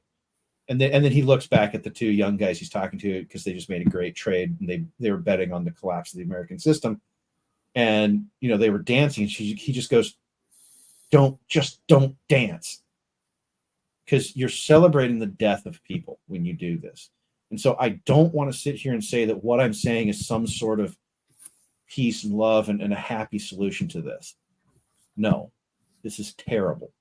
It's necessary. It's painful. It's the only way we can build the future for the next cycle, for the next generation. So what if we just don't go electrical on everything instead? Well, we could do that. Actually, there's about 300 years of oil at our current growth rates. No known oil reserves. So we could do that. And that would actually probably be good for the environment, because plants eat carbon dioxide. And believe it or not, if you look geologically, it was Richard Feynman, I think, who put all this together. He's a physicist with the Royal Society. I keep coming back to England today. I don't know why. But he actually pointed out that he thought that by 2100, we would be intentionally pumping carbon into the air because it's plant food. And we have seen a greening of the world. And if you look historically, we've actually been in carbon dioxide deficit for the past few hundred years after the end of the Little Ice Age. Shoot, I'm going to go outside and burn some coal. So, you could make an argument that an argument based on physics and math. Feynman's a physicist, that we should be pumping more into the atmosphere. I am not going to say I'm qualified to understand the math and science behind all of this. Okay. And I'm sure Melody would, if she was here, she'd be jumping down my throat about this thing and that. She probably would. What so about she what? What about alternate fuel sources? And that is an alternative. The problem is that it requires more electricity to put into them to make them than you'd get out of the alternative fuel itself. So you're back to the electricity generation. Mm-hmm. Okay. Yeah, there is no way around it. It's Newtonian physics, right? I mean, if thermodynamics, really. So, at some point there's a loss of energy, right? In the conversion of something, of one form of energy to another. We lose energy in the form of entropy or heat. Heat is entropy. So the more complicated you try to make the system, the less efficient it is throughout the life cycle of the system. So alternative fuels is an interesting one. I mean, I was meaning in so much as, I mean, I know it's highly, highly unstable and they're a long, long way off of actually using it. But I mean, there's, I mean, the only one I can think of creating is like antimatter. I mean, I know that I read recently that they did actually conduct an experiment where by the end of it, the antimatter had created more energy than they'd started off with. It was only enough to boil a kettle, I think, but it's a start. Antimatter is a fascinating place to go. The energy problem with antimatter is that it can't touch matter. Okay, because I know it's highly unstable and it's right. So they have to use. It's kind of the perfect fuel, isn't it? But not because it's so unstable. Yeah. Well, but it takes an enormous amount of electricity to build the magnetic containment, right? So you need a non-antimatter based power source to build the containment field for the antimatter based power source. Okay. It really comes down to, in physics, there is no free lunch. Okay. Okay. And going back to quantum mechanics, in quantum mechanics, there's something called a naked singularity. So it's a black hole without an event horizon. And theoretically, if we could, the math says that they're theoretically possible if string theory is true. I have to put a whole bunch of caveats at the end of that. Right. But if that is possible, then you could pull what's called 0-point energy. So, and that's the 0 point is that naked singularity, and you can draw energy out of that. It would require a level of control over gravity that we currently just do not have to be able to contain and extract this resource. So, yeah, don't expect that anytime that you or I are breathing. But I know it's a long way off. But if you can access the quantum, what they call the quantum sea, as in ocean, then you technically have access to all the energy of the universe at any point in space. Yeah. So the universe is your limit of energy, and if you have access to the quantum sea, then you could access this. But and this goes right back to where we started. Wait, is the universe finite? I'm confused. Well, we don't know, but most models of physics assume that it is, because for the Big Bang to work, it needs to be, because for the Big Bang, there's a fixed amount of precursor energy. And so there'd be a fixed amount of matter that comes out of that. Okay. So the universe might not have a boundary layer as it's inside a bubble, although Einstein himself might argue that. Because, okay, my goodness, I'm all over the place today. When Einstein was doing his original math for black holes, one of the ways you test your theory is you try to prove the negative. If my math can go backwards and forwards, my math is probably good, right? Okay. Right.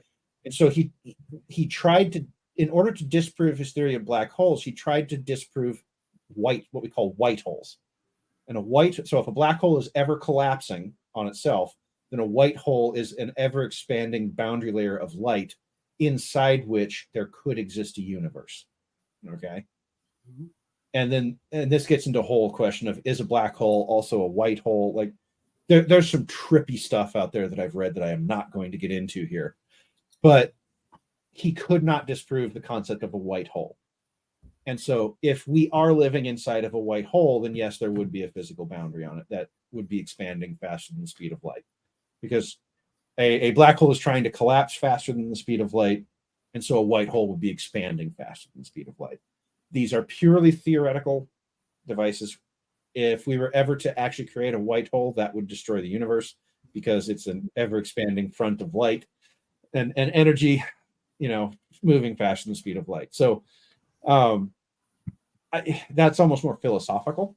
I remember my physics class, and my knowledge of physics is pretty limited, and you can correct me if I'm wrong. I remember my teacher was saying, when we were talking about the black holes somewhat 15 years ago, he was saying that the black hole is so huge and powerful, so if it could literally like suck everything in, right? And what's the process? Can you elaborate on that a little bit? So the process of creating a black hole, it's just a very large source of gravity, and gravity is created by mass. Okay, so the math goes back and forth onto whether our star has enough mass to create a black hole, or if it'll explode into a supernova instead. But there are stars out there that would collapse and do collapse into black holes. But these black holes are not supermassive black holes. We only know of one supermassive black hole for sure, that's Sagittarius A star in the middle of our galaxy. That is the gravitational source around which our galaxy spins and which holds it together. Okay.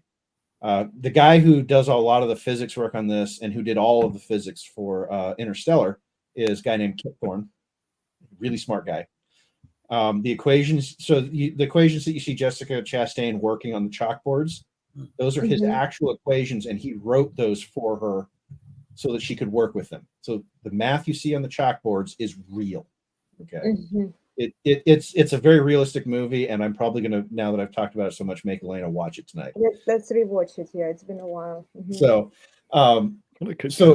but a black hole is just a black hole at its very essence, philosophically, is trying to make 1 = 0 = true. Okay, it's trying to make something equal nothing, and it can't. And so it is an infinitely dense, infinitely small point of space-time. Okay, that's what a black hole kind of is at a broad level, right? A supermassive black holes, and the reason why it had to be Gargantua is a standard black hole spins at the speed of light. So if you try and enter it, it just shreds you down to subatomic particles. Okay, right? These are nasty things. These the actual physics of black holes is terrifying.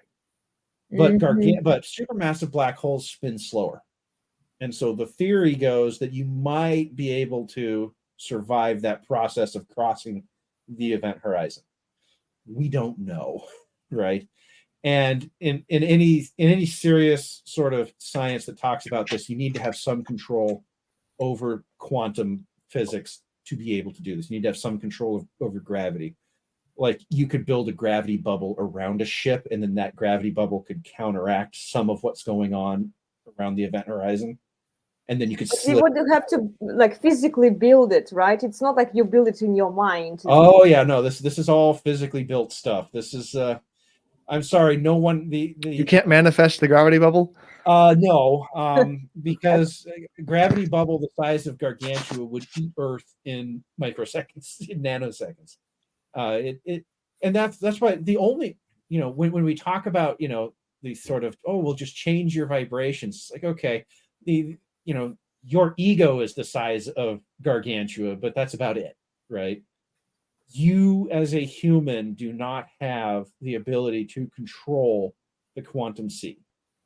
There's no evidence of that. There is some talk where they're just starting about it, of maybe the human brain can operate in a quantum way. And this is when we talk about, so in quantum computing, they have, so you're familiar with like digital computing where it's 1 and 0s, right? And everything's just a 1 or 0, on or off, right? Well, in quantum computing, there's a third state called unevaluated, or maybe, right? They use maybe, but it's really just has not been evaluated yet. The human brain does something like that. The human brain is not a binary system, it's a trinary system. We don't know how it does that yet. We understand at best maybe 10% of the brain and how it does what it does. But I think the mistake here is that assuming that because the brain can work in this trinary environment, that it could influence the quantum sea. No, influencing the quantum sea requires very fine-grained control over gravity. And if you want to change the quantum sea from the beyond just your access point You probably need to be inside of a black hole to do it, because black holes, they're these weird places where reality isn't really real anymore, and so they can like the black hole at the center of the galaxy, our galaxy, has a gravitational pull on you and I. So its gravitational field does reach out a long way. And so theoretically, if you could modify that gravitational pull in very specific ways, you could modify the reality in a certain region. Highly, highly theoretical stuff, but you have to be inside the black hole to do it. So what would it take the humanity to get inside the black hole and be able to impact gravity? Control over gravity. We would have to be able to control gravity and modify it and bend it to our will, which we cannot do yet. Does that even like presuppose that we're like the distance it is away is like a reasonable amount of time to like even get there? If you could access the quantum sea, you could literally just take yourself out of this reality and insert yourself right inside the black hole. Oh, okay. No big deal. Yeah, no big deal. Right. Yeah, no, this is this is but the amount that solves a lot of budget problems on taking like food up there. It does. Unfortunately, it does have a cost. You would need those. You remember I was talking about those naked singularities and using those? You need that level of energy to do this. The energy requirements are beyond belief. It's even estimated that even that may not be enough. The exotic particles that Sheep was talking about at the very beginning, you might actually need stuff like that to get the kinds of energy we're talking about. This is all stuff that's being debated way over my head. I do not claim to understand the math behind any of this. I'm just kind of reading what they're talking about going, okay, we're nowhere near that yet, right? So for now, no, you cannot change the quantum sea by manifesting your will. If you want to have a positive effect on the world, go out there and have the positive effect you want to have in the real world. Because as I've just spent the past 2.5 hours droning on about, there's a lot it's like of coming negative... back to that teacher, the spirituality guru, what he was saying. When you focus on terror, it was later in the video. I just don't want to scroll through the video because I don't have the timer for it. When you focus on terror, dismay, wars, etc., you are impregnating your consciousness with that terror, dismay, and that will lower your consciousness and your vibration. So it sounds like a positivity scam, like always think positive. Well, no, I think it's more psychological. I think it's being able to separate what's going on in the world from yourself and saying, I acknowledge that this is happening. I can see it. It is real, but I choose to not let it affect me and sort of, I hate to say it this way, get me down, right? I am going to choose to interact with the world in a positive way. But that's a choice. It's not, it's not, oh, well, just change your vibration. No, change your attitude. Vibration's not attitude. Your attitude is your attitude, right? Your belief systems are your attitude, right? Those are things you can change. You don't need to try and edit the quantum sea to do it, right? They're just psychological choices that we make. Like, I am actually very positive about the future of the world. I'm talking about some pretty heavyweight things. Probably going to kill 1 billion people over the next 10 years. Like, I'm not happy about any of this. But I look at what the world can be on the other side of it, and I'm excited for it. I want that world to happen, right? And so there's a lot of things that I'm willing to do, even if it means getting on a little podcast and talking about it for too long, to try and help that happen. And if I can, and the way I look at it is, if I can reach out and touch even a few people and say, look, no, it's not about this vibrational stuff. That's a terrible reading of quantum physics, right? But the idea that you should just be sad about everything, no, get out there, do something, and it doesn't have to be something like altruistic. Even it just has to be not, it just has to be something where you're not trying to destroy somebody else to take for yourself. To get right? what you want. Yeah. Right. And then coming back to this 5D consciousness, where he was saying it's all about gratitude for things you have, forgiveness, forgive people no matter how much people screw up, and accept that the universe and God are working for you. The universe does not care about you. Yeah. Most of the universe is a Newtonian physics system that has no consciousness whatsoever. The stars are going to spin around the galaxy as they have been physically set up to do in Newtonian physics. You know, if a rock crashes into another rock in space, it was always going to do that, right? The world does not care about us, and thinking that it does actually puts us into a state of complacency.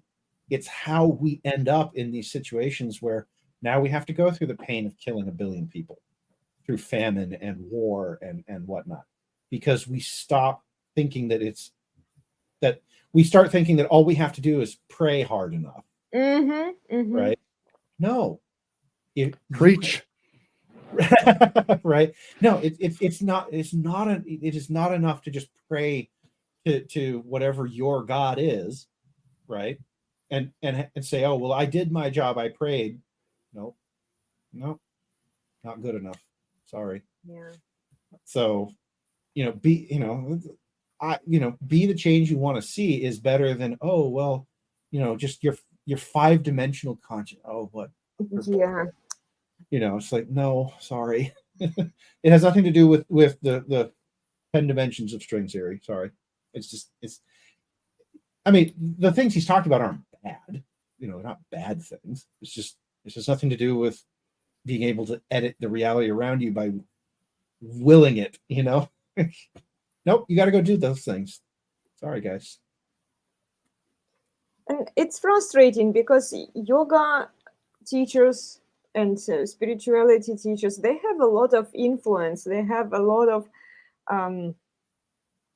knowledge, I should say, about certain topics, and people listen to them. People trust these people, and it's interesting to see how much they don't want to challenge their belief system. They don't want to challenge their message, what they're saying to people, and how much they mislead people, actually.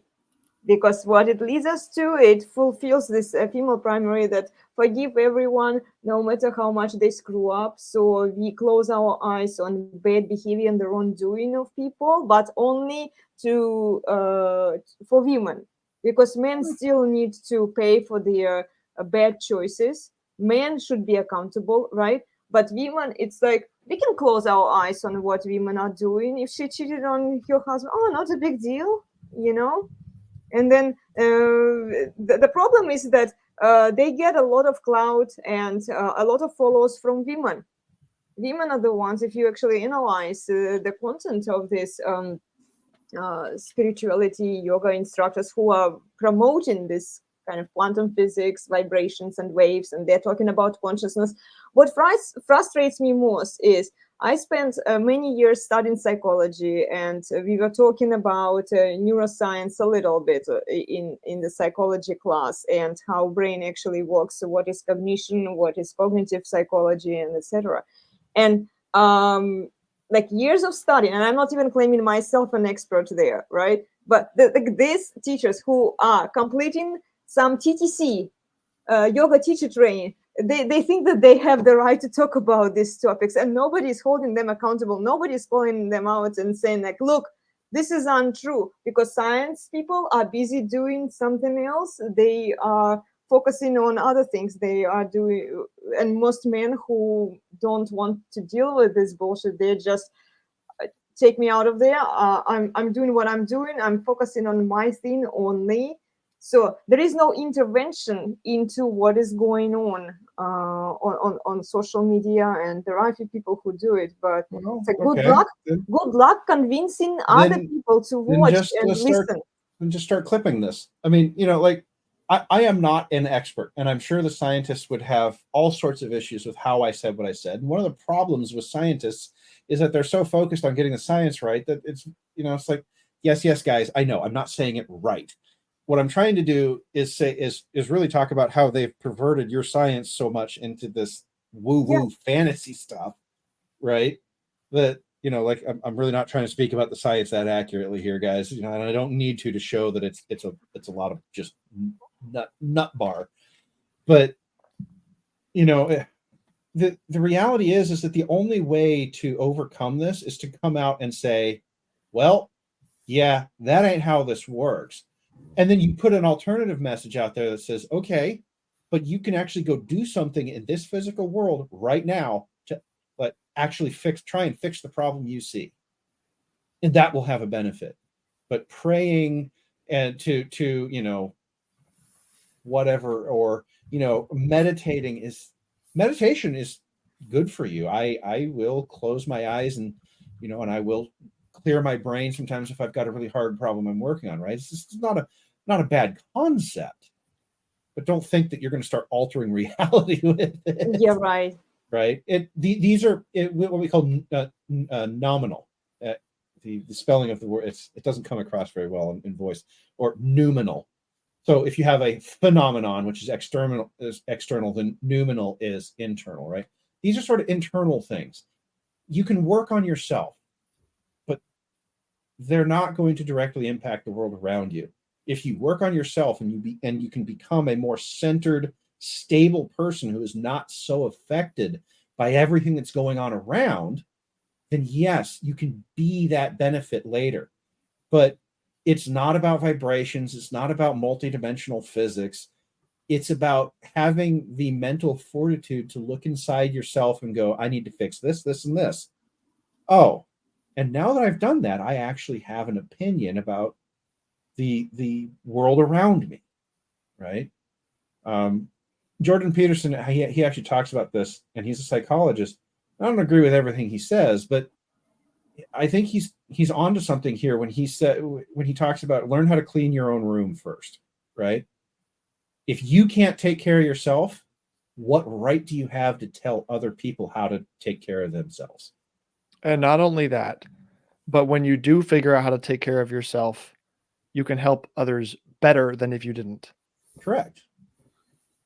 But that all gets back to this idea of it's not about science. It's not about willing things. It's about looking in yourself, making a change, acknowledging that a change needs to be made first, and then saying, okay, and I'm going to do this. I'm going to take this on, and I'm going to, you know, and it needs to become part of your belief system and how you view the world. And it's not an easy thing to do. It takes years, and you have it. And from, I think most people, myself included, it requires some external thing to happen. Like, I don't want to get too deep into the story of my divorce, but I have mentioned it. That was a kick to the teeth. Okay. All of a sudden, I understood that the world was not what I was told that it was. Now, that provided me the motivation and the drive to go learn what the world actually was and how all this stuff worked. And that's how I got involved with the sort of the red pill stuff, right? Yeah, I got kicked in the teeth, and it was actually a friend of mine who was sitting up there with me shortly after, you know, she left. Well, she kind of left. I caught her cheating. We don't need to talk about that. So, you know, and then she just bailed after that, of course. So, you know, but when that happened, I had a guy who said, yeah, that's just the way women are. It was just this boom, right to the face. It's like, you know, and so and then we had long conversations about, you know, how, you know, this stuff actually works in real life. And my life turned around fairly quickly thereafter, right? Like, but it usually for a lot of people, it requires some sort of something to happen. And so when I talk about things like war and economic collapse, now understand that we're talking about that kind of thing happening to hundreds of millions of people at the same time. There's going to be demand for people who can operate in that sort of chaos because they have centered themselves already. They have dealt with their own personal garbage. They have cleaned their own room. And that will make you infinitely valuable to what comes next. And it's Okay. important not to ignore the facts. I'm having trouble when people say, "Oh, just to get away from these people who are going through war or who are experiencing difficulties because you will operate under their vibrations." It's like you're talking as if you're talking to a child who doesn't know how to manage his own emotions. And what I got from his message, that one message that we kind of try to summarize for you guys here, was that you isolate yourself from reality. And if you do that, you will ignore all of the facts around you. You will make series of bad choices. And this is what we see with women. When men get kicked into their teeth, okay, men don't have the luxury of living in delusions anymore, because they still have to pay the bills, they still have to get up and do the job, and they're not allowed to be in this trauma state, heal their emotions, heal their whatever, like get their positivity vibrations back in check. Women, on the other hand, they have their lives so easy, everything is resolved for them, that they don't have to come to the realization that, oh shit, bad things can happen to me. Maybe it's time now for me to wake up and think for myself and actually do something good about it without ignoring the facts. Because I see this kind of Well, but we now disbalance. have more single women than we have at any point in human history. We have more women who are now exposed to this by a job loss, right? Like, I'm not saying that this stuff is going to happen because I think it's like a great way to run society. I actually don't. My personal view is that if we look through history, monogamy is the most stable form of society humans have developed. I agree with you. I don't want to share my husband with some women that are like, I have no respect Those for. hoes. Yes, those whores, like shame those whores. I keep saying this because this kind of behavior, and when I see married women are ignoring what is going on outside of their nose because they're so like, oh, I'm happy, I'm married, and my husband will never cheat on me because he will be a bad husband if he does that. It's like, come on, ladies, you need to think rationally. This is already happening. This behavior of this horse is eventually going to impact your stability, your life, and your resources. We are already indirectly paying for this horse. Right. With the taxes, with the, what is it called? The Well, housing for primarily single right now mothers. we're paying with them through Medicare and Oh, Medicaid. Medicare, and then the Section 8 No, housing Section 8 for yeah.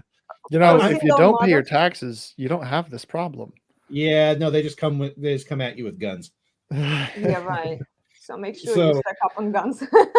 well, but so it's like one of the messages that I really want to make sure gets out there is that I'm not saying that I think that these outcomes are good. I really don't. Monogamy is stable because when there is one man and one woman, men do not have to fight over women. Mm-hmm. And when men fight over women, shit gets real fast, right? Yeah. Blood flies, people die. Helen of Troy, right? The Oh, face yeah, that yeah. launched 1,000 ships, right? People fight over women. And so when you have a situation where, you've got King Solomon and his 700 wives and 300 concubines or whatever it was, right? Well, that's 1,000 women. That's 1,000 men for whom there are no women. The reason that I'm saying that we're headed back to this is because this is what women are asking for. Yeah. Women are asking to be only associated with the high value men. And I think we have to give it to them in order for them to get that kick in the teeth. Okay? Does that make sense? Well, this is kind of what I was saying, because then a man can set high expectations and high standards. You don't comply with my rules, bitch. Sorry, I'm going to use this word because I can't help myself. You will be kicked to the curb. He will replace you with another woman who will be more compliant, who will listen to your rules, and who won't do anything that doesn't. She'll just make his life better. Yeah, she will do everything. She will be good in sex. Oh, surprisingly enough, if women realize that, or they need to rely on a man for financial and physical protection, and there is no other alternative for them to go and milk the government and men indirectly for the same thing that they're getting now. But now they will have to deal with a man like one-on-one without the government's intervention. They will be more compliant. You rest assured, they will provide sexual pleasures. They will be competing. If you look at the dynamics of King Solomon or other sultans in the Oman Empire and also the Muslim culture, look how women are fighting for men for their attention. And they are taking care of themselves physically. This is kind of what I was thinking about when you were talking, guys. They are cooking. They're doing everything to please a man. Well, that. My hope is that we don't have to go through a full cycle of this. That that there are enough women out there to speak to other women to say, hey, look, this is where this is going. Like, do you understand why why I'm out here saying don't do this, right? Because when we talk about this is how women end up being enslaved, right? To men. And this is how women end up being, 5 guys to a man or more, right? It just doesn't, the math doesn't work. It's not a stable society throughout history. Look at the rise and fall of the kings throughout the Bible, right? The Bible has other reasons for why Israel was rising and falling, but a large chunk of it was how they dealt with the women. Right. Go read Deuteronomy sometime. That's rough. It's a rough read. But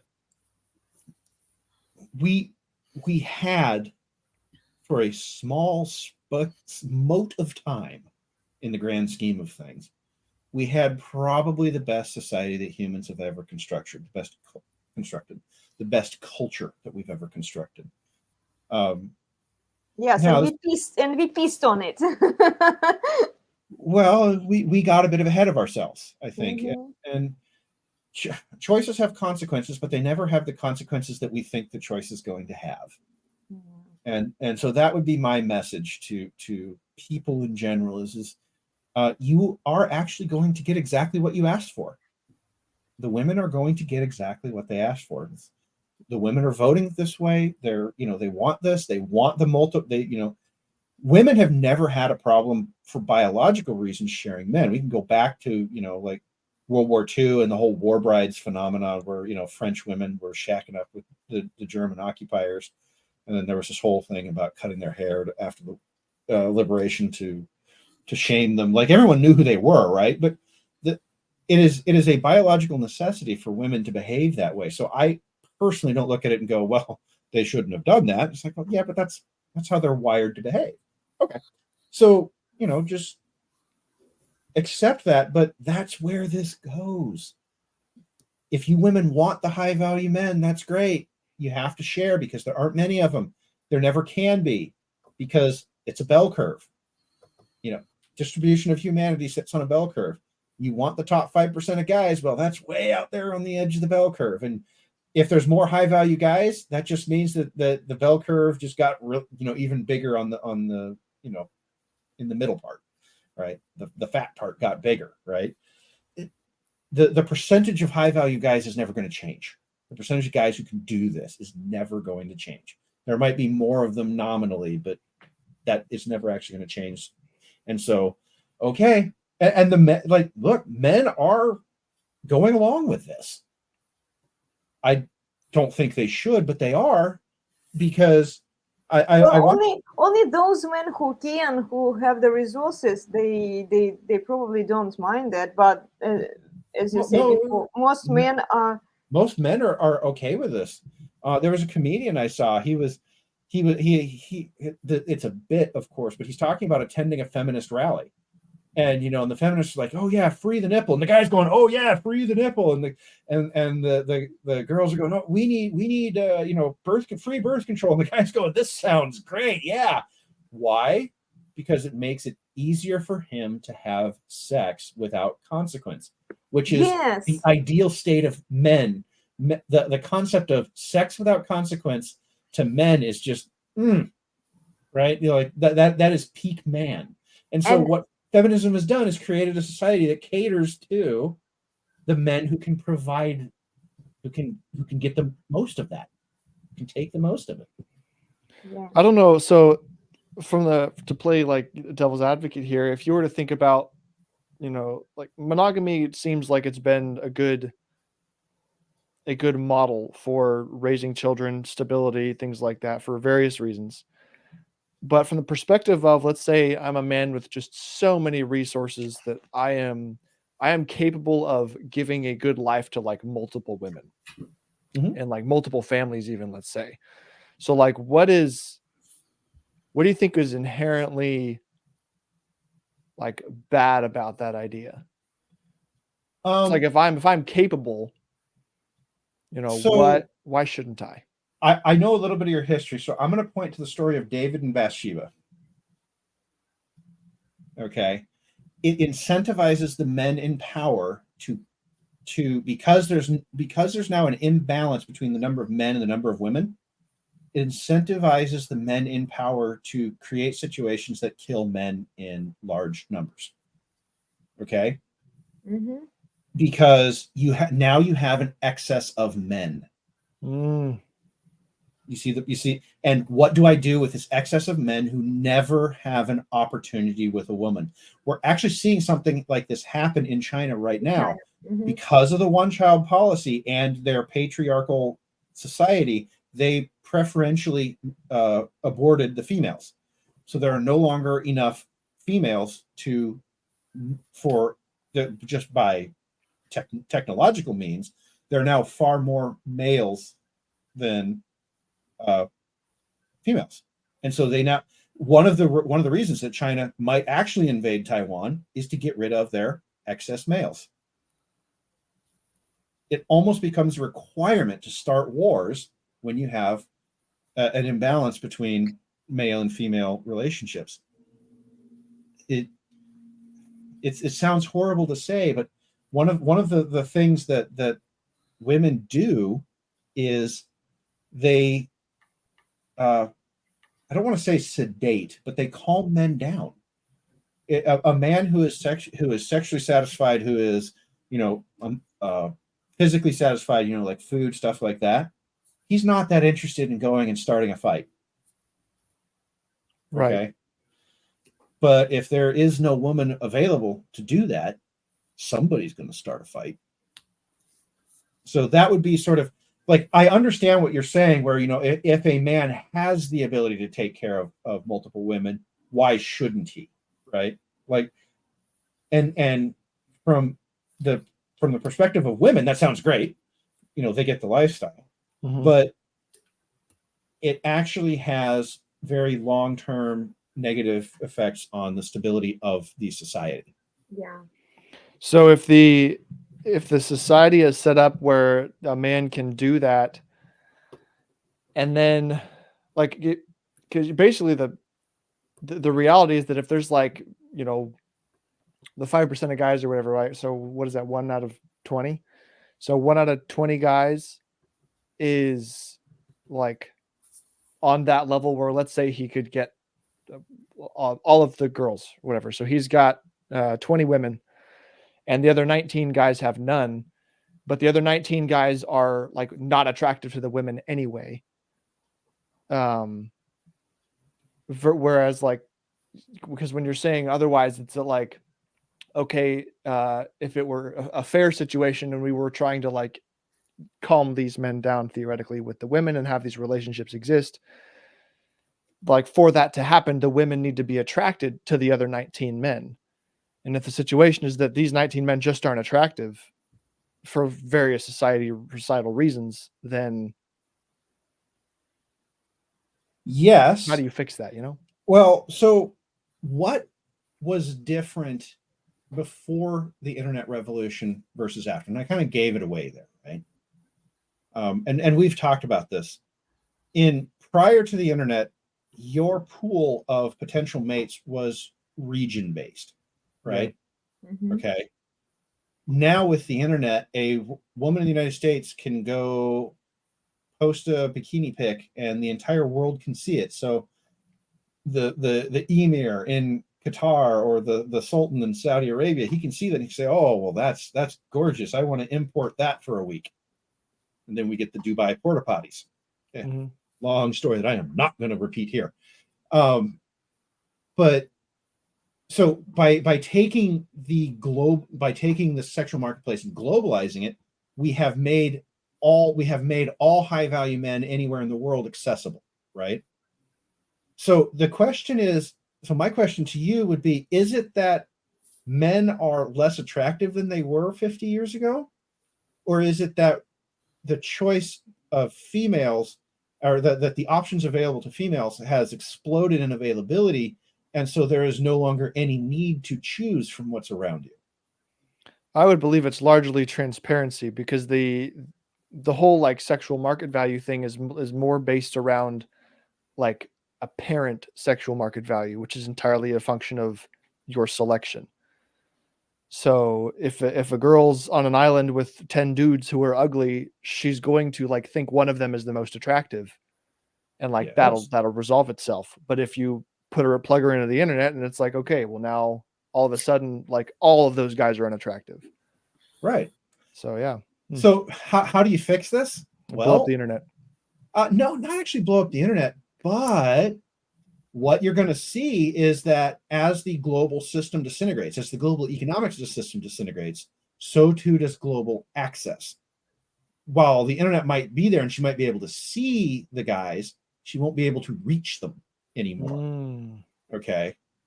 So, because remember, you still have to get there.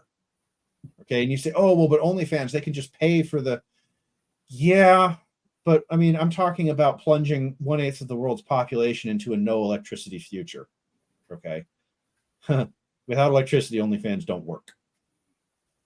Right. Right. And women don't use OnlyFans as like a relationship means. They really don't. Which is probably for the best. but self-filtering. But you see the point, right? Is that it is global access with global reach. If you take away the global reach, the global access kind of takes care of itself, right? Now it'll be regional access. Where like it won't be my city, right? It'll be my country, right? And remember, a lot of countries are smaller than the United States, so like in England, I was in London recently, so it's easy for me to use England as an example. You can get on the train and you can be in northern England in a few hours. I don't know exactly what it is, but it's reasonable, right? A lot of countries are that way. I could get on the train in Barcelona and I could be in Lyon, what 6-hour train ride or something like that.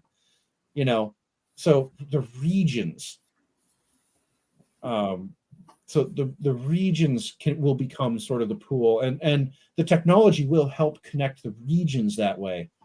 But as the pool of eligible sort of high value men shrinks, you can't access the Mideast because it's kind of devolved into its typical state of 3,000 years of warfare. Like you can't access those anymore if you're, because you can't go there because you'll die, right? Something will happen. It's just not safe. Mm-hmm. So that's one potential answer to it, is you'll see kind of a regionalization to it. The other thing is, and this goes back to the telegraph problem,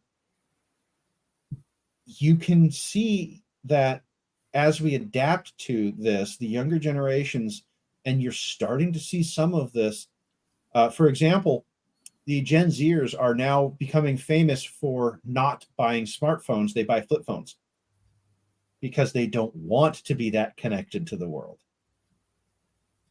Okay.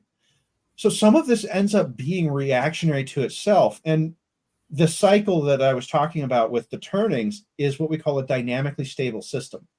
Okay. The system will swing a little bit too far in the other way, but just like a gyroscope, it'll swing back, right? Because humanity, we overdo it one way, we overcorrect. And so, we're constantly correcting. And I think that a little bit of what you're seeing with Gen Z is they are sort of looking at the technology going, I'm just not that interested. And if they do start giving up their cell phones and their smartphones in large numbers, I mean, bad for Apple's stock price, but it could actually start to reform the more regional communities where they are starting to only look at what's available locally. I don't know. There isn't going to be one answer to this. There's going to be a lot of different things that sort of happen over time. But one of the things I was telling Elena is that if we do have an energy crisis, you can't swipe right anymore. Your phone's dead. The cell phone tire's out. And so your pool of men to take care of you collapses really fast, right? Mm-hmm. So that could be a component of it as well. And even if it's just regional problems like California and Texas, but it's not the whole country, you could see sort of a move away from nationwide to, oh, you mean I've got to look for what's available here. So if you were an average guy, the place to be would probably be Vegas. Or let's see, downtown LA. No, don't go there. I guess that's not as good. No. I'm being somewhat facetious, but downtown LA has lots of opportunities to show off your masculinity, if you understand what I mean. But it'll be, I don't know if I go Vegas. I have issues with that place in particular, but in the concept of just sort of the system moving to a more regional basis, I think is going to drive a lot of it. But also it was understood back in as recently as the 1950s that, and Sam, I think this is also going to be a large part of what has to change, is that women's expectations and women need to reset their expectations. Okay. In the 1950s, it was understood what you were. You were either the, you were the it girl, or you were the it crowd, right, at school, or you weren't. Right. Well, now the girl who's not the it girl at school can just pop on Instagram, arch her back that way, right? You know how girls, they have the poses, right? And boom, she's got 50 guys in her DMs all validating her, right? Mm-hmm. The expectations that women have of what they can get for what they are, that I think that is something we're going to have to work on as a culture. I don't think that comes just by nature. Yes, reducing the pool of available would force that, but I don't think it'll be enough to really solve the problem. But we need to get back to, okay, a 4 is a 4 and she's going to get a 4, right? Mm-hmm. And that's okay. Yeah, this is what we keep saying with Coco to women. But if anybody would listen, the problem is that on a larger scale, women don't get criticized by other women. The behavior that is not a good behavior, the delusion that they have, it's kind of celebrated on social media if you analyze the content out there. And even if you are saying that, look, ladies, you need to wake up and evaluate yourself objectively. What are you? What's your appearance? Do you have any baggage? And it could be kids from another man. It could be your mental condition. It could be your excessive body count. It could be anything, right? Women don't really want to hear that. And to some extent, I think that until we get to the point when men no longer give these women what they want, until men start realizing what these women actually are, because women only do what works and what gives them the result that they want. And if they see that a supermodel is doing something crazy on social media and they see the result that she gets, they immediately think that they will be that girl or like her, and they would get the same result like she has, and they behave in the same way. And then when we see men spending too much time talking to these women, like some shows that we see around that are inviting, kind of like exposing these women out. We already know that these women are out there. What's next? How do we fix the problem? How do we solve it so that the younger women who are growing up, they don't see this kind of behavior as a norm? There's no fast solution there. It's a combination of reducing the global access down to regional. That'll take care of some of it, but also there's just has to be education, and frankly, I think one of the things that will help teach this, unfortunately, is polygyny, because only the women with the best, like, it's going to become very obvious to women at that point what gets picked and what doesn't. So you can see how we've had this long arc of feminism. Feminism's been around for almost 200 years at this point, right? Like, we've had this long arc, and now we're sort of getting to its terminal phase, right? Where it's come full circle, where women are now going to be lining up to send themselves into a sort of oppression of choice, because that gives them the outcome they want, right? So, like, but once we get there, it's going to become immediately obvious, because the guy is going to pick the women he wants, and he will not be giving his resources to everybody, right? Because he can't. So the women who can make it, the women that he can get, the women that he can take care of, they'll get in, and all the other women are going to go, what will it take for me to get that? Yeah. And then it's, oh, she looks like that. Oh, she behaves this way, right? She cooks, she cleans, she has kids, she, takes care of his sexual desires, right? And she looks good doing it. That's what I have to do. I'll do that. Okay. And you're hitting the nail on the head, because like it is so important that it's shown by example and action, because like you can talk about this all day long, but at the end of the day, like the results speak for themselves, and kids aren't going to learn as much from the things you tell them as much as like the things that they see you do. Yep. Well, I can confirm that Elena and I are working on this problem as best we can. We are thinking about it. We are working on it. We're having conversations with people about it, including here. But the other interesting thing is that the elder women can actually play an outsized role here. And these are women who are past the age of being able to have children themselves, of saying, look, ladies, I did this. It does not work. It did, like, my life is okay, but it doesn't work. Like, and I don't know that all women, and you can just tell your story. Say, look, this is what I got. This is what I did not get. And you can say, what are the benefits? What are the drawbacks? I'm not saying that you have to go out and just say, oh, single life was all bad. It's not. Not having to worry about somebody else can be very freeing, right? You have a lot more time to think about things, to do other things. That said, it is fascinating. What I would note is that since marrying Elena, and once we got our relationship settled down, that does take a few years and it's hard work, I have had far more time to do things.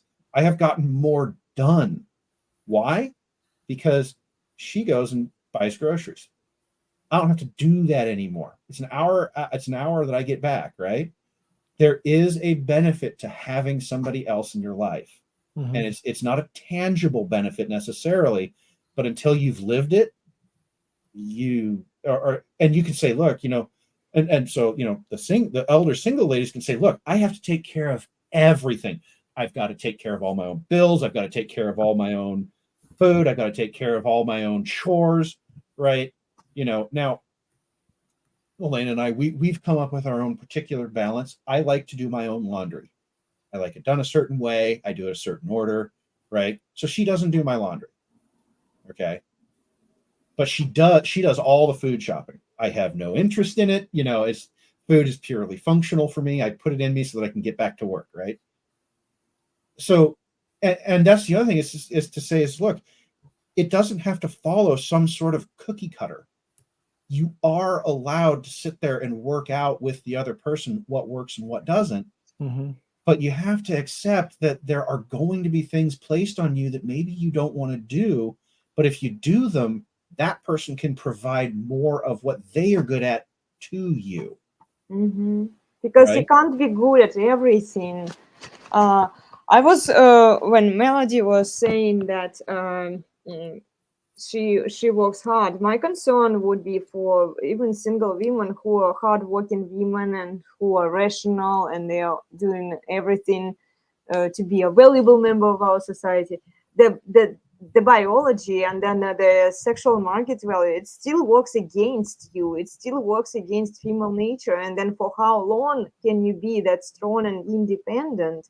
It's like, wouldn't you want somebody to take care of you eventually at some point? Because look, you won't be able to work hard, especially if you're doing manual work, for the rest of your life. At some point your body will say no more of that thing, and it's either construction work or anything else that you do, physical work, right, to make a living. Like what's coming next? What's coming next for these women who even, like, look, I'm not saying that all single women are bad or evil or anything. It's just like, You have something to say, Emma? Yeah, Yeah. what's coming next for me is my dinner. I'm gonna have to Okay, go. okay, yeah. My I mean, stomach we can I talk. Sorry, should Emma, yeah, also it's get a long the rest of my life. I have things to build. Yeah, Yeah. and we Well, need to go get lunch it's here, so it's lunchtime. But yeah, it's like we can talk for hours, and I can too. So And I've I really did not mean enjoyed to- today. It's been lovely to meet you, Plutarch. And nice to see you, Sam and Elena, of course. Nice. Nice to see you. Yeah, nice to see you, Emma. Yeah, guys, thank you so much for showing up. Thank you, Ashton and Accounting Chief, those of you who were writing comments to us. It's always a pleasure to see you guys.